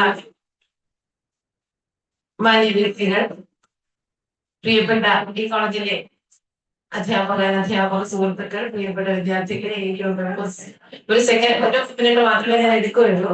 എന്റെ ഒരു സന്തോഷം, ഒരു സ്നേഹം പങ്കിടാൻ വേണ്ടിയാണ് ഞാൻ എത്തിയത്. വളരെ സന്തോഷത്തോടു കൂടിയാണ് ഞാൻ ഈ സ്റ്റേജിൽ ഇപ്പൊ നിൽക്കുന്നത്. കാരണം 30 വർഷം നേട്ടത്തിന് ശേഷം ഈ വർഷം ഞാൻ മെയ് 31 തീയതി സർവീസിൽ നിന്ന് വിരമിക്കുകയാണ്. 30 വർഷം ഫിസിക്കൽ എഡ്യൂക്കേഷൻ ഫീൽഡിൽ വർക്ക് ചെയ്തു. ശ്രീനാരായണ ട്രെയിനിങ് കോളേജ് ആദ്യം സെന്ററിലാണ് തുടങ്ങിയത്. 1996 ജാനുവരി 3 തീയതി. അത് കഴിഞ്ഞ് 2.5 വർഷക്കാലം കേന്ദ്രീയ വിദ്യാലയ സംഘടനയുടെ കീഴിലുള്ള ഹിമനഗറിലെ കേന്ദ്രീയ വിദ്യാലയത്തിൽ PGT ആയി ജോയിൻ ചെയ്തു. അത് കഴിഞ്ഞ് 2019 വർക്കലയിലുള്ള ശ്രീനാരായണ ട്രെയിനിങ് കോളേജിൽ അധ്യാപികയായി ജോയിൻ ചെയ്തു. അപ്പൊ എന്റെ ജീവിതത്തിന്റെ തന്നെ ഓരോ വഴിയിലും എപ്പോഴും പിതാവ് അനുഗ്രഹങ്ങൾ തന്നിട്ടുണ്ട്. ഞാൻ ഇപ്പോൾ ഓർക്കുകയാണ്, ആദ്യം ഞാൻ അധ്യാപികയായി ജോയിൻ ചെയ്ത സമയത്ത് പിതാവിന് ഓർമ്മ കാണില്ല. ട്രെയിനിങ് കോളേജിൽ വെച്ച് ആദ്യ വർഷം വാല്യുവേഷൻ ക്യാമ്പ് നടക്കുമ്പോൾ പിതാവ് ഉണ്ടായിരുന്നു, സിസ്റ്ററും. അപ്പൊ പിതാവിന്റെ ഒപ്പമായിരുന്നു അന്ന് ഞങ്ങൾ തിരിച്ചു വരുന്നത് കോളേജിൽ നിന്ന്. അപ്പൊ ഒത്തിരി അനുഗ്രഹങ്ങൾ പിതാവിൽ നിന്നും കാരുണ്യ സിസ്റ്ററിൽ നിന്നും എല്ലാം ഉണ്ടായിട്ടുണ്ട്. അത് കഴിഞ്ഞ് എന്റെ മാരേജിന് പിതാവിനെ ക്ഷണിക്കാനായി ചെന്നപ്പോൾ പിതാവ് എനിക്കൊരു സ്വർണ്ണ നിറത്തിലുള്ള ഒരു കൊന്ന അതിപ്പോഴും എന്റെ കയ്യിലുണ്ട്. അപ്പൊ വളരെ അന്ന് അനുഗ്രഹിച്ചിരുന്നു. അത് കഴിഞ്ഞ് ഇപ്പൊ എന്റെ വേറൊരു ട്രെയിനിങ് പോയിന്റ് ആണല്ലോ റിട്ടയർമെന്റ്. ആ നിമിഷത്തിലും ഇന്ന് വളരെ സന്തോഷമായിട്ട് എന്നെ അനുഗ്രഹിച്ചിരുന്നു. ആ ഒരു അനുഗ്രഹത്തിനും അതോടൊപ്പം തന്നെ ഈ ഒരു എന്നെയോ ഞാൻ മെമ്പറായിട്ട് കുറച്ച് വർഷങ്ങളായി എങ്കിലും നമ്മുടെ ശ്രീനാരായണ ട്രെയിനിങ് കോളേജിന്റെ ആ ഒരു ജിയോഗ്രഫിക്കൽ ഇതുകൊണ്ട്, അതായത് അവരുടെ 2019 മുതൽ ഞാൻ പ്രിൻസിപ്പലാണ്. അപ്പൊ 7 വർഷമായിട്ട് അതിന്റെ ഒത്തിരി തിരക്കുകൾ കാരണം അപ്പൊ കഴിഞ്ഞ വർഷത്തേക്ക് വരണമെന്ന് വിചാരിച്ചെങ്കിലും സമയത്തിന് ഡിസ്റ്റൻസിന്റെ ഒക്കെ പ്രശ്നങ്ങൾ കൊണ്ട് എനിക്കത് പങ്കെടുക്കാൻ സാധിച്ചില്ല. അപ്പൊ ഈ വർഷം എനിക്ക് ഈ ഒരു ആ പേര് പറയുമ്പോൾ എനിക്ക് വളരെ സന്തോഷമാണ്. ഗുരുശ്രേഷ്ഠ അവാർഡ് എന്ന് പറയുമ്പോൾ വളരെ സന്തോഷം. ആ ഒരു 30 വർഷം 100% ഡെഡിക്കേറ്റഡ് ആയി ഞാൻ സർവീസ് ചെയ്തു. അതിന്റെ ഒരു അംഗീകാരമായി ഞാൻ ഇതിനെ കാണുന്നു. വളരെ സന്തോഷം. അത് എന്നെ തിരഞ്ഞെടുത്ത എക്സിക്യൂട്ടീവ് മെമ്പേഴ്സിനോടുള്ള കടപ്പാട് അറിയിക്കുന്നു. ഇത് കൂടാതെ അധ്യാപനത്തിന്റെ 3 അധ്യാപനത്തിന്റെ അഡ്മിനിസ്ട്രേഷൻ സർവീസ് കിട്ടിയിട്ടുണ്ട്. എന്നാലും ഈ നിമിഷം ഈ ലാസ്റ്റ് വർഷം കിട്ടിയതിൽ വളരെയധികം സന്തോഷം. ഇനിയും എൻജിഒയുടെ പ്രോഗ്രാമുകളിലെല്ലാം സജീവമായി പങ്കെടുക്കും എന്നുള്ള സന്തോഷത്തോടുകൂടി വിദ്യാഭ്യാസ ഫീൽഡിൽ തന്നെ ഞാൻ നിൽക്കും എന്നും എനിക്ക് ഉണ്ട്. വളരെ സന്തോഷം. നന്ദിയും എൻജിഒയോടുള്ള നന്ദിയും അറിയിക്കുന്നു. പിന്നെ ഫീഡ്ബാക്ക് പറയാൻ സമയം ഇല്ലാത്തത് കൊണ്ട് കിട്ടിയ എല്ലാ സന്തോഷത്തിനും, അതായത് ഇത്രയും നല്ലൊരു പല 30 വർഷം സർവീസിന് ധാരാളം സെമിനാറുകൾ ഓർഗനൈസ് ചെയ്തിട്ടുണ്ട്, അതുപോലെ തന്നെ പാർട്ടിസിപ്പേറ്റ് ചെയ്തിട്ടുണ്ട്. പക്ഷെ ഈ ഒരു അറേഞ്ച്മെന്റ്സ് ഇവിടുത്തെ എടുത്തു പറയാനുള്ളത് മാനേജ്മെന്റിന്റെയും ഇതാണ്. ഇത്രയും തിരക്കാണെങ്കിൽ 2 ദിവസവും ഇവിടെ ഉണ്ടായിരുന്നു. ഇന്നലെ രാത്രി 9 മണിക്ക് കൂടി വീണ്ടും എത്തി. അതുപോലെ പ്രിൻസിപ്പലും മറ്റ് അച്ഛന്മാരും അതുപോലെ ടീച്ചേഴ്സും ഫുൾ ടൈം ഇവിടെ ഉണ്ടായിരുന്നു. അതിൽ ഏറ്റവും പറയാനുള്ളത് ഇവിടുത്തെ സ്റ്റുഡൻസിന് തന്നെയാണ്. അതായത് ഇത്രയും അവരുടെ ഇന്ത്യയിൽ വളരെ ഇവൻ അവരുടെ ഇപ്പോഴത്തെ ഈ സമയത്ത് ഏറ്റവും പ്രശ്നമായിട്ടുള്ളത് അവരുടെ ഡ്രസ്സിനെയാണ്. അതുപോലും ഇവിടെ ആളുകൾ നല്ല വളരെ ബ്യൂട്ടിഫുൾ ആയിട്ടുള്ള, വളരെ പൈസായിട്ടുള്ള, വളരെ നല്ലൊരു ഒരു അറ്റ്മോസ്ഫിയർ ആയിരുന്നു. വളരെയധികം നന്ദി. ഇതുപോലെ തന്നെ ഈ കോളേജിൽ മുന്നോട്ട് പോകണമെന്ന് ഒരുപാട് കാഴ്ചകൾ നാട്ടിലൊക്കെ തന്നെ ഉണ്ടാകട്ടെ എന്നും ആശീർവദിക്കുന്നു. അതുപോലെ തന്നെ ഇന്നത്തെ കൾച്ചറൽ കണ്ടപ്പോൾ നമ്മൾ നാറ്റ് മ്യൂസിയത്തിൽ പോകുന്ന സമയത്ത് അവിടെ ആ ഒരു ഫ്യൂഷൻ രീതിയിലുള്ള കൾച്ചറൽ കാണാറുണ്ട്. അതേപോലെയാണ് അത് നോക്കിയത്, കാണാൻ കഴിഞ്ഞത്. വളരെയധികം സന്തോഷം. ഇനിയും ഉയർച്ചകൾ ഉണ്ടാകട്ടെ എന്നും അതുപോലെ എല്ലാവിധ നന്മകളും നേരുന്നു. ഇവിടുത്തെ പ്രിൻസിപ്പൽ ഞങ്ങൾ വളരെ അടുത്ത ഫ്രണ്ട്സ് ആയിരുന്നു. അതായത് ഞങ്ങൾ 2 മാത്തമാറ്റിക്സ് ടീച്ചേഴ്സ് ആയിരുന്നു. അതങ്ങനെ വളരെ കാലം മുതൽ തന്നെ സാറുമായിട്ട് ഒരു നല്ല ബന്ധമുണ്ട്. അപ്പൊ സാറിനും എല്ലാവിധ നന്മകളും ആശംസിക്കുന്നു. Thank you.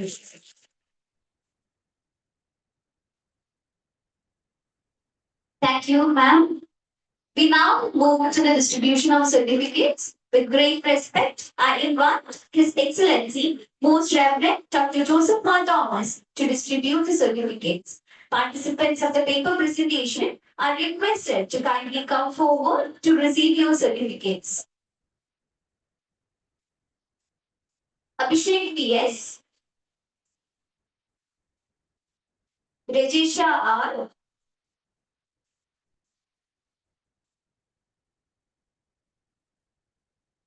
Srikavya M.,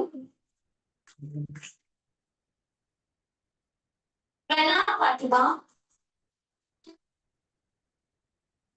Priya Matthew, Shaykh Akbar Karol,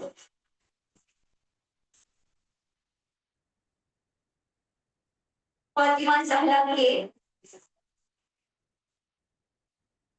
Suhani Gawade.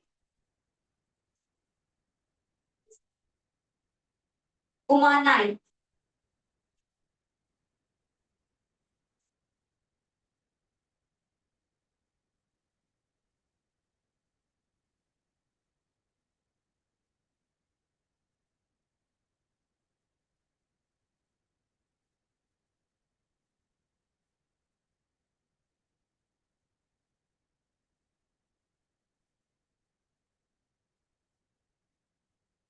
Srikavya H.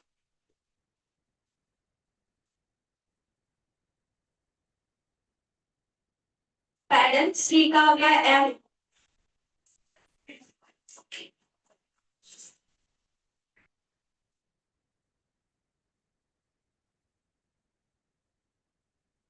Sambhu R. Babu.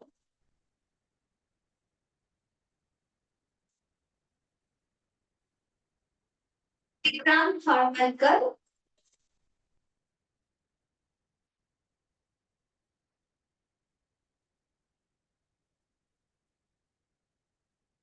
Beverly Rodriguez.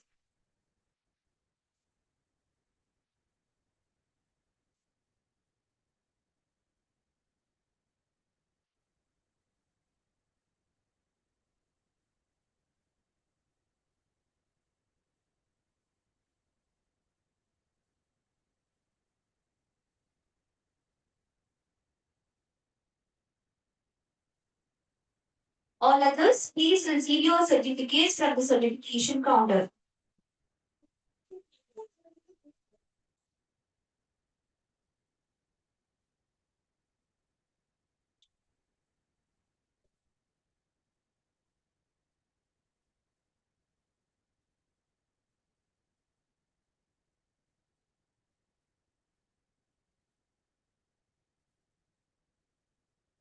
As we reach the culmination of this international conference, I invite Ms. Chitra P.S., Vice Principal and IQAC Coordinator, to deliver the final vote of thanks. Respected dignitaries on and off the dais, dear participants, teaching and non-teaching staff, and my dear students. 2 ദിവസം നീണ്ടു നിന്ന ഈ ഒരു international conference ഇന്നിവിടെ അവസാനിക്കുമ്പോൾ I feel truly happy and proud to propose the vote of thanks. First, I express my heartfelt gratitude to His Excellency Most Reverend Dr. Joseph Mar Thomas for your continuous support. ഇതിനെക്കുറിച്ച് എനിക്ക് പറയാണ്ടിരിക്കാൻ പറ്റില്ല, കാരണം ഇങ്ങനെ ഒരു seminar അല്ലെങ്കിൽ international conference നമുക്ക് പിതാവില്ലെങ്കിൽ ഇന്നിവിടെ നടത്താൻ സാധിക്കില്ലായിരുന്നു. ഇത്രയും ഡിഗ്നിറ്ററീസ് ഇവിടെ വന്നിട്ടുണ്ടെങ്കിൽ അത് പിതാവ് ഉള്ളതുകൊണ്ട് മാത്രമാണ്. ഇത്തരമൊരു സപ്പോർട്ട് ഞങ്ങൾക്ക് തന്നതിനും the guidance and all the support and for guiding us to this successful event. അത് പിതാവാണ്. Thank you, പിതാവേ, for all the support. I would like to thank Professor Dr. B. Debu for your meaningful words. ഈ പറഞ്ഞതുപോലെ സാറിന്റെ ഒരു talk ഞാൻ കേൾക്കുന്നത് എന്ന് വരുന്നതാണ്. അതിലൊരുപാട് സന്തോഷം. ഇനിയും എനിക്കും എന്റെ സ്റ്റുഡൻസിനും സാറിന്റെ ടോക്ക് ഇനിയും കേൾക്കാൻ സാധിക്കും വിശ്വസിക്കുന്നു. ആൻഡ് സാറ് ട്രിവാൻഡ്രത്തിൽ നിന്നാണ്. He travel from Trivandrum to Wayanad for supporting us. Thank you, sir. Thank you so much. Also, I would like to thank Geeta ma'am, GB ma'am, and Rajeshwari ma'am, and all the other members of ADO and all the resource persons. ഞാൻ നേരത്തെ പറഞ്ഞ പോലെ most of you are from all the other places of Kerala and even George and sir from Goa. ഇത്രയും ദൂരം ഞങ്ങൾക്ക് വേണ്ടി വന്നു. 2 ദിവസം ഞങ്ങളുടെ കൂടെ നിന്നു. ഈ ഒരു പ്രോഗ്രാം സക്സസ് ആക്കി മാറ്റിയതിന് ഒരുപാട് സന്തോഷം. Thank you all. Also, I would like to thank Right Reverend Monsignor Sebastian Kipali and Reverend Father Jacob Orakel OIC. ഇവരെ കുറിച്ച് എനിക്ക് പറയാണ്ടിരിക്കാൻ പറ്റില്ല, കാരണം when I felt stressed out, low, ഇവരാണ് എന്നെ ബൂസ്റ്റപ്പ് ചെയ്തതും. ഇങ്ങനെ ഒരു പ്രോഗ്രാം നടത്താൻ അറിയാലോ, ഒരുപാട് ബുദ്ധിമുട്ടുകളും ഒരുപാട് പ്ലാനിങ്സ് ഒക്കെ വേണം. എന്റെ കൂടെ വന്ന 3 ആൾക്കാരിൽ 2 പേര് അവരായിരുന്നു. അതിന് ഒരുപാട് സന്തോഷം. ഇനി ഇതേപോലെ എന്റെ കൂടെ നിൽക്കുന്നു പ്രതീക്ഷിക്കുന്നു. Thank you father. I would like to thank Dr. Sunil Kumar Jian for being the backbone of this program. Backbone എന്ന് പറയുമ്പോൾ സാറ് തന്നെ ആയിരുന്നു ഇതിന്റെ മെയിൻ. ഈവൻ എനിക്ക് ആരുമായിട്ട് കണക്ഷൻസ് ഇല്ല. സാറാണ് ജിബി മാം ആണെങ്കിലും എല്ലാവരുമായിട്ട് കണക്ട് ചെയ്ത് ഓരോ കാര്യങ്ങൾ എന്നിലേക്ക് എത്തിച്ചു വരുന്നത്. സാർ പറഞ്ഞു ഞാൻ എല്ലാം പെട്ടെന്ന് ചെയ്തു, പക്ഷെ സാർ എനിക്ക് എല്ലാ കാര്യങ്ങളും അതിലേക്ക് കൺവേ ചെയ്ത് തന്നു. എന്റെ ഭാഗത്ത് എവിടെയെങ്കിലും എന്തെങ്കിലുമൊക്കെ മിസ്റ്റേക്സ് വരുമ്പോൾ സാറാണ് എന്റെ കൂടെ നിന്ന് എല്ലാം കറക്റ്റ് ചെയ്തത്. Thank you sir.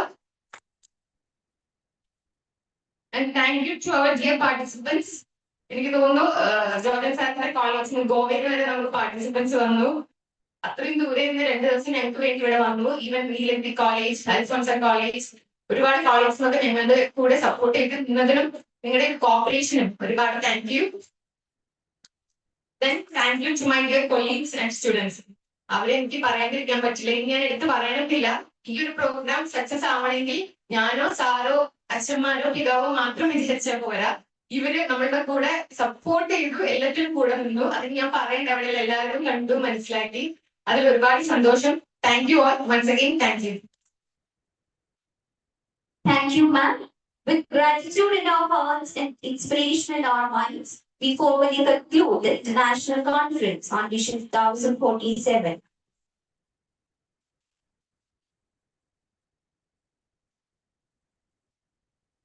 I request everyone to rise up for the national anthem.